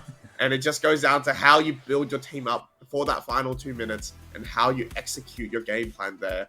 I'm curious to see. I mean, like I said, did not expect Double Speedsters to still win in this current scene, but anything can happen in Pokemon Unite. Yeah, I'm with you. I wasn't expecting Double Speedsters either, mate, to be honest. I mean, looking at the picks and bans here for Crash Out GG from what they've done in the week so far, Rapidash is their top pick at 46%, but it only has a 29% win rate. So it's not like they've done ridiculously well on it, but as I look through these top picks, Zeraora is in there as well. They use that quite a bit, so they do like these speedsters. And it seemed to work for him in that game. As we were talking about where the standings currently are, this game right now, it's the top 2 in the league against 9th place in the league. So that was absolutely brilliant from Crash Out GG, mate. Oh, yeah, I didn't realize Crash Out GG was that. I thought they were up closer. So this is an upset territory, and I really like that, the fact that there's I mean, Banana Peelers need to lock in here. From what I'm told, they're on a 3-week win streak, and falling down to Crash Out GG is probably not what they want to do. They might crash out if they lose this game. And let's see what they draft here. Yet again, they will have the benefit of the first pick here. They're going to ban out Greninja once again. Maybe Blissey to follow yet again, or ban out this Rapidash unless they don't want to play it. I'm just surprised they didn't take it, Tanner. I think with the Rapidash, from what we've been seeing, you either ban it or you take it. I was surprised with them not taking it. It looks like they're going to go for the ban approach here. Greninja ban is going to continue to come on through, buddy, because Crash Out GG, very good team with it. The only 2 times they were allowed to use Greninja in these weeks, they've got a 100% win rate with it. So it's definitely one of those Pokemon where you're like, we can't let them have access to this. And, I mean, Suicune's still very, very loved by Banana Peelers yet again. That will mean that we do have Blissey now available since it's not banned out. But definitely not one of those Pokemons you're going to be blocking in that early on. We do have Osh going in for the Snorlax, and then Get Me Out back on the Charizard. Yeah, okay. I like this sticking with the Charizard. We have seen today, though, that Psyduck can be pretty good against that Charizard. Full power Psy reduces some of that damage coming in from the Seismic Slam, but it seems like Banana Peelers now just going to stick with the Blissey pick here and let Chari loose on the Buzzwole. So I guess they're taking the approach of if it ain't broke, fix it. Try and stick with those all-rounders with that direct healer. Well, that's the thing. I don't think the Buzzwole did a lot for their team in the last game. I'm surprised they pick it up once again. What did do a lot is going to be Matri on the Zeraora, and Ham also coming back on the Hooper as well. But more of a conventional team comp now, you know, kind of having one of each color, as we do have an all-rounder speedster and the supporter defender for their side. Meanwhile, the Blisseys are probably going to be playing more of that front line for their team, as Laura picks up this Raichu. And Mewtwo X coming in for Kree again. One of these picks right now, I mean, I haven't seen a Raichu in forever, but I haven't seen a Mewtwo X in actually Eon. So what do you think about this pick going up against Crash Out GG? I mean, a couple of people have been using it, but last week it was used again. Magical couldn't believe their eyes. I feel like it's one of those where, Kyle, sorry, it's one of those where, like, I don't know whether it does enough, mate. People are using it it's there as a tank, isn't it? It's there to just take damage, pull people in. That's what it's about. Pull people in and allow the rest of your team to get that CC, get the Buzzwole in range, allow the Raichu to dash around and drop that damage. I just don't know that we've seen it have that much of a difference in the games just yet, but you never know. Kree again is here on it. Let's see whether they're the ones that show us why Mewtwo X is definitely a good pick. Well, they definitely need a good pick, I think, for this game number 2, right? They're in that territory where they might suffer the first loss of the league so far. Having second in the league right now is a great position to be in, and if they can win this and come back, it will mean that they maintain their position. So, Crash Out GG probably, you know, on a high right now. They were able to escape with that game number 1. And, you know, if it's not broken, don't fix it, right? That Zeraora did some decent damage in that first game. It might have a different scene here, though, going into something like a Raichu when you're protected by so much crowd control. It's going to be a tough one, so curious to see how they choose their engages to pick off the attacker on the side of Banana Peelers. Does look like Suicune might be showing face for an invade here as they cross the central path. They have maybe just trying to zone out actually for anyone coming their way, and now Indigo is going to come here into this bottom side, see if they can pick up this Rowlet. A great first target. The eject button comes out, but Snorlax, Ouch, just shutting down that approach. They might get KO'd for it, as up in this top side, Buzzwole finds the first KO of the game, and Blissey gets a second to boot. Whoa, what a start for Banana Peelers. They're here on business for sure. And with the CGI, coming out later on, I do have to say that not a lot of dive potential on the side of Banana Peelers. So perhaps it's actually a decent pick, especially if they can get protected by something like a Snorlax. We do have the Zeraora now coming up on top. They steal a berry there to prepare themselves for these family coming out, and Electro Ball is going to be the move of choice for Laura, and that's going to be instantly deleting that Altara family off the map. And good effort by Hooper there to try and trigger that Electro Ball before they spawned in, but unfortunately not quick enough, buddy, and that is all going to go to Banana Peelers. Down in this bottom side, Crash Out GG has been pushed back, just trying to wait for that Mega Mewtwo X to be wasted, whilst they come on into the central area, take down Zeraora, looking for the Hooper to boot. Laura will not let them go. Snorlax is here, though. You have to retreat and have to answer the mighty Snorlax. They have managed to get back up from the nap where they do go back to the Pokemon Center. Yeah, really good aggression coming out from Banana Peelers. This is what I like to see and what I expected from a team that is second in the lead so far. They're really starving out, get me out right now. They're able to steal away that red buff on the side from where, and I mean, all of this experience is now going on the side of Banana Peelers is going to be able to give themselves 2 level 7s, level 6 on that Mewtwo X as well. And I mean, they need all the levels they can get and really starve out this Dartrix and getting that to CGI, because once the arrows come out, I don't really see too many Pokemon that can get to that backline. Yeah, especially because, like, majority of it is melee. Of course, you do have that Raichu, but Mewtwo X is going to have a much harder job as soon as that Decidueye is online with those snipes, buddy. With 720s about to spawn on in. Crash Out GG trying to put importance down here on the bottom lane, but again, it's going to be the Electro Ball that comes through. They do find some experience, though. Decidueye is now on the field, but again, Snorlax is sent back to the Pokemon Center, and now we have level 9 for Laura. They're ready to go on in with the Unite move if it's needed. Not able to find the KO for Zeraora, though, and Banana Peelers go for the retreat. Yeah, I think the Spirit Shackle and the Discharge have such good synergy, right? If you can poke them out, you're going to be able to set up a really nice finish for the Discharge, or at the same time, if Discharge pokes them out, the arrows are going to be able to get some of those KOs at range as well. So 4 members of Crash Out GG down in the bottom path, and so will there be 4 for Banana Peelers as well. Regirock, the first one of this game, and the posting that we're coming through right now. Side Strike onto Ham there. Huge stun coming out from Suicune, though, as Electro Ball seeks to just poke out Crash Out GG members. Discharge once again. He gets locked in by the Side Strike and gets stunned out. One of the benefits of Side Strike is it makes that Pokemon unstoppable on the other side. Seismic Slam as Charizard takes to the skies. Enough waiting, they say. They buy enough space for Crash Out GG to lock in that Regirock, and this might be an opportunity to put a siege on this bottom one. A great amount of patience there from Decidueye, buddy. I really enjoyed Salone's approach there, just waiting for Charizard to rotate down. Oh, buddy, Hooper sneaking that away from Buzzwole as well, and now Crash Out GG have flipped this game on its head as we hit the mid-game. They take the experience from both objectives and the central area. Oh, absolute robbery coming out from Crash Out GG. They did so well, both bottom and the top side, and now poor Shari has to really delay themselves and occupy their time to take out this Regieleki, not before the knock-knock comes through from the Decky, and oh, the Ultra Soul Slam doesn't lock onto the Decidueye. Finally, they're able to take down this Pokemon, but the damage might have been already done. No, as I say this, we have the Snorlax going down, Tano. And finally, we have a level 11 puzzle on the page.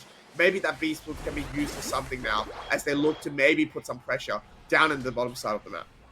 Yeah, Cherry King might be the savior for Banana Peelers here. They've managed to hit those higher levels, and they need to be in these team fights. We do see the Infinite Cybern come on through, but Buzzwole Looks like they might go down. Bliss Assistance is going to keep them up, though, and that ain't going to be enough damage from Charizard to get that KO. We hear those eggs popping off left, right, and center. A huge Spirit Shackle connects onto Mewtwo X, though. They're sent back packing. So is Buzzwole. Laura's going to go down as well. Crash Out GG have eliminated Banana Peelers as they continue to put the pressure on, and they take the lead with the scores as well. Massive eject heavy slam from Osh there, just to zone out the Raichu for a decent pick from Crash Out GG.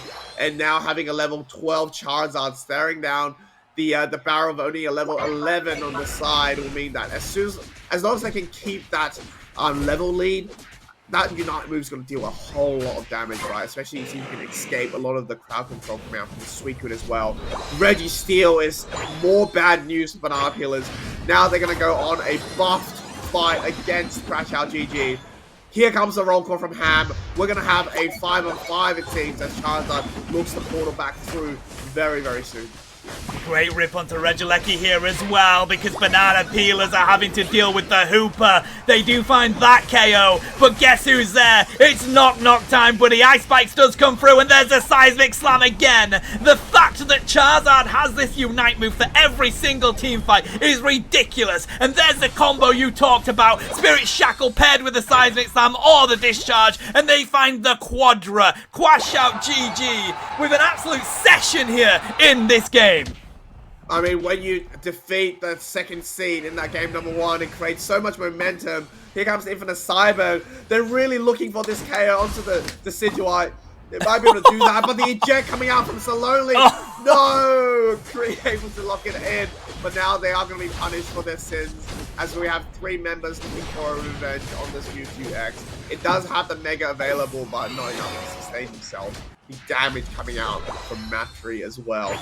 Really good fight, and despite the Decidueye going down there, Tano, I still think they got a ton of value up in that top side. Yeah, I mean, Pokemon Unite is so interesting, mate, because Banana Peelers had really locked in this game for the early stages until we had about the 550 mark where Crash Out GG managed to take both of those objectives and grab that experience, and now the game is in their hands. They can be patient. They've got level 13s, level 14 on Charizard, 200 points against 90. They're looking for the engages straight away here, buddy, and they've got the poke damage from Decidueye as well. This is Crash Out GG's game to lose right now. It really is. Crash Out GG going in for a bit of a stun. Having Trick available for them will mean that they get to quickly teleport back safely. Really double Volt tackles on the side of Crash Out GG. If you think about it, here comes a potential engage. Block has to be used to make themselves unstoppable. You can see how well Crash Out GG has funneled Banana Peelers up in that top side. They know they have the level lead. They just need to sort out this fight and protect Saloney away from any sort of dive possible. And there's not going to be much. As soon as Buzzwole is in sight, they're going to be able to hide everything that it can throw at it. Might come to a rip scenario. Here comes the 74 Insurance just to push their scores a little bit further on. And Tano so far, 30 seconds gone by, nothing but scores coming out from Crash Out. Yeah, I mean, Buzzwole's waiting for the right moment to dive one in. They have to take this Decidueye or Zero Aura. That's got to be their approach. We do have the block here on the side of Snorlax. They are picked up by the Buzzwole. Knock Knock comes through straight into the team fight as well, buddy. Pairing that with the Plasma Gale. And just in the blink of an eye, Crash Out GG have deleted Banana Peelers. It's just Laura left. They're pushed up against it with Charizard there. They have to use the Thunderstorm Aerial, but the rip comes through. Decidueye locks it in. Crash Out GG are gonna defeat the number 2 seed in this league right now. No Crash Out, only GG's. What a great performance from Crash Out GG to take the set 2-0 in a dominating fashion. Yet again, the weakness of Banana Peelers not having that dive for the Decidueye meant that Knock Knock got the full benefit and really baited the Mewtwo X to come through to try to get any sort of KO on that bird. But Saloney played so well there. They knew the mission. They knew they just have to hit these snipes to poke it out. And with that, that will mean Crash Out GG wins this 2-0 MVP. I mean, very understandable going into Saloney. A great effort, mate. Honestly, this it's really the first proper upset of the European League. Banana Peelers was coming in as a free victory. They were on a free win streak. They only just managed to get their first win streak on the side of Crash Out GG, and now they continue it with an absolutely brilliant set there against the number 2 seed in the European League. It was a great effort, and I'm really impressed. Now, what I want to know, Fu, what is your opinion of the Mewtwo X? What are you thinking? It must have been a mispick. That's what I'm saying. There were so many opportunities. I mean, I'm pretty sure they were the last pick on the team, right? They were able to see a lot of these members come in. I mean, like, in terms of maybe, I think the reason, maybe the vision was that because they don't have a conventional defender, they need a bit more frontline, right? Just to protect Laura a little bit. But then at that point, why not just pick up something with a little bit more tankiness? Instead, if they want to give that experience share to Indigo there on that Suicune, or just have maybe a damaged Suicune, but then they would, I guess, lack a little bit more damage. I think the problem came through from the way they drafted, right, when the Buzzword comes through, because it's just not going to be able to do a lot to some of the members. It just lacks the dive on the top side, lacks the dive on the bottom side, and Saloni being that last pick and all knew that, I can just pick a Pokemon that may take a little bit more time to come online, but the range is the kryptonite to Banana Peelers. Yeah, I'm with you, buddy. I feel like, Banana Peelers aren't the only team to use it. We have seen a couple of teams bring it out in the league already, and it is getting more play. I just don't know that it does enough in the game. I know that the plan with it, bring people in, pull them in for other people to be able to lock in those KOs, but they didn't have an answer to Saloni in this one, and then pairing that with Matry as well, it was difficult for them. And all we can say is GG's. Crash Out GG. Nobody was expecting them to be able to pull this off, and they put in an absolute shift, buddy. Saloni there with 41% of the team damage. They well and truly deserve that set win as the better team in that one. Yeah, I agree as well. I mean, 41% as a Decidueye is crazy scenes, but this is where I went to, there's the no dive option, right, coming out from Banana Peelers. You can get away with Decidueye doing that much as well. But yet again, still very, early stages in the league for teams to change up the standings as well. But great performance of Crash Out GG. The fact that they won the first game blew my mind. Second game of a conventional team comp, obviously doing very well there as well. So, I mean, this league has been so awesome, Tano. I mean, we got to see so many different Pokemons that I haven't seen in a long time. I mean, Raichu coming back is great, right? Buzzle there. We saw some very interesting close games in that first set as well, fighting over that Rapidash, and then we had Rapidash on an experience share, causing trouble in the central area. It just goes to show you can play any Pokemon in any sort of team comp, but as long as you have that vision and you have that synergy with your team, it just works, right? Don't question it if it works. 100%, mate. It does just work. I mean, let's see if we have an updated standings or not. We'll just check with production while we try and have a look at that, mate, because we do. Here we go. Thank you so much, production. So there we go, buddy. So Crash Out GG, they managed to step up a spot anyway. They're now in the 8th position, but Banana Peelers, buddy, they drop all the way down to 4th from that 2nd position. Ultimate beginning to give themselves a huge lead in these standings so far. Banana Peelers are going to have to lock in next week if they want to keep themselves in that top 3.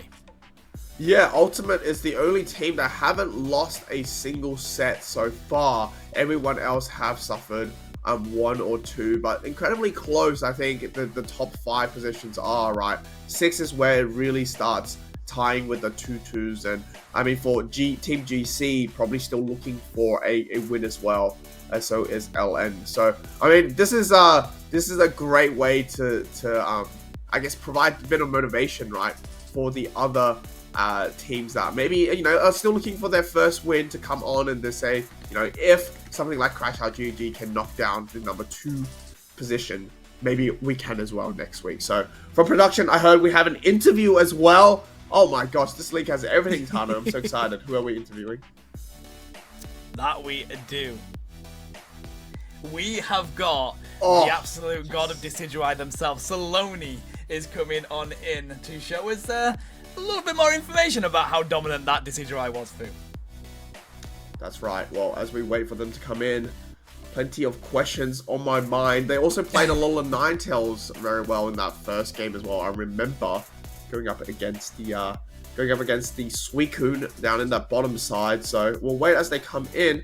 But while we wait, Tano, what has been your highlight for today's matches? Because you've casted the first 2 as well, right? So you had 4 sets under your belt. That's true, buddy. I just feel like all of these games are so fun that it's difficult for me to really find a winner. I think it's going to have to be Mia Familia versus Ultimate. I just feel like that game was so intense and so aggressive that incredible efforts from both teams, but Ultimate continued to be a really dominant team. So that's been my favorite set today. But I mean, I cover these games throughout the week as well, and I'll talk about that before we end. And every single set has been so good for this league is just something else, mate. It's some of the best Pokemon Unite that I've had the pleasure of casting. Yeah, that's awesome. I mean, really brings back the weeklies vibe, right? Just making sure that the Europe region gets that content, also that practice, right, for some of these teammates that may be preparing for the next season as well as coming in. Is Saloni in at the moment? Yeah, oh, hello. They are. Sorry, buddy. We didn't realize that you were there and able to hear us. But welcome in, Saloni, and a huge congratulations to you, Crash Out GG, with a great set win there. How did it feel dominating on the Decidueye the way that you just did? I mean, it was kind of expected from the matchup, honestly. It was like year 3. They had someone nothing that to understands the matchups. Very good. Yeah. It was just important I do, and then it's fine. Yeah. I do have a question, Saloni, regarding game number 1. Was it planned to have a double speed to the team? Going into game number 1, or was it kind of a mispick? What happened there when you had the Rapidash and the Zeraora? Oh, like my tank is kind of a fake tank. He loves to play like the the hateful shit with like some speedstars and like Rapidash especially is like giga broken right now. So we kind of don't have anyone else to play it. So he plays it as like a special tank. It's kind of annoying for me because I'm solo laner. But yeah, it's planned always. Yeah, that's great then. And I mean, that explains why you're playing a lot of Ninetales, which can really hold the pad by itself, and also not going to have too much trouble hitting that level 4 in that early game as well. So, I mean, how are you finding the league so far? Have all the games been that close in terms of your team's performance so far? I mean, my team sucks kind of because we never practice. Like the only games we play together are the games on stage.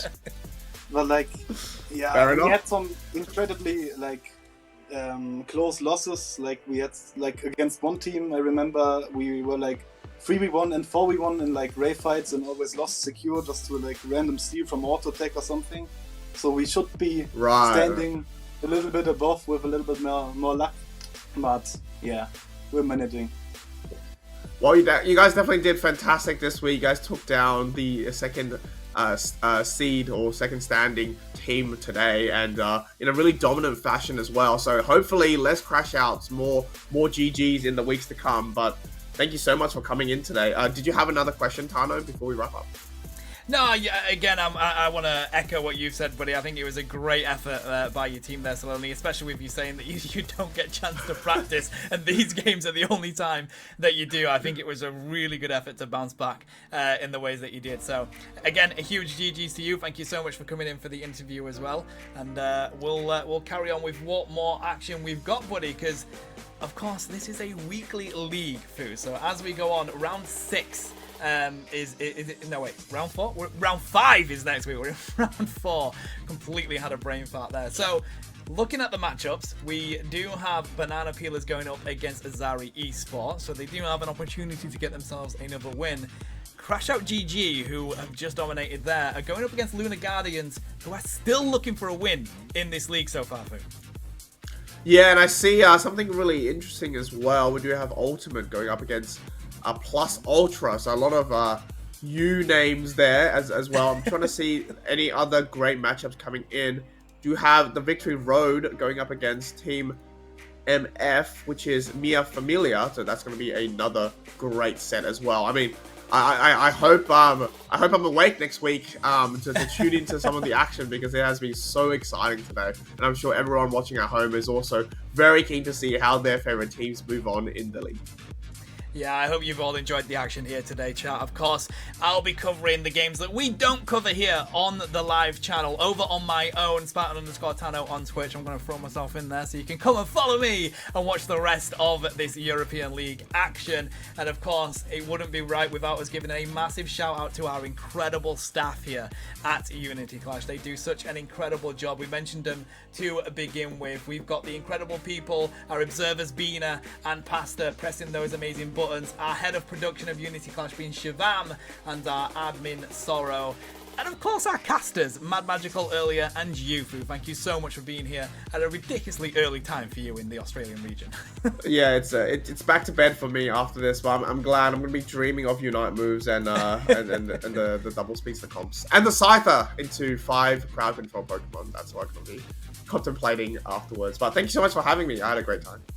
Yeah, it was really good. Thank you for watching, everybody. We will see you next week. I believe on possibly Sunday. We've got a question mark against it. But we will update you all on socials, so make sure that you're following us all over on that Twitter or X or whatever you like to call it, and keep up to date with all of the European League action. That's going to be it from us. Have a good morning, afternoon, evening, wherever you are, chat. We'll catch you next week.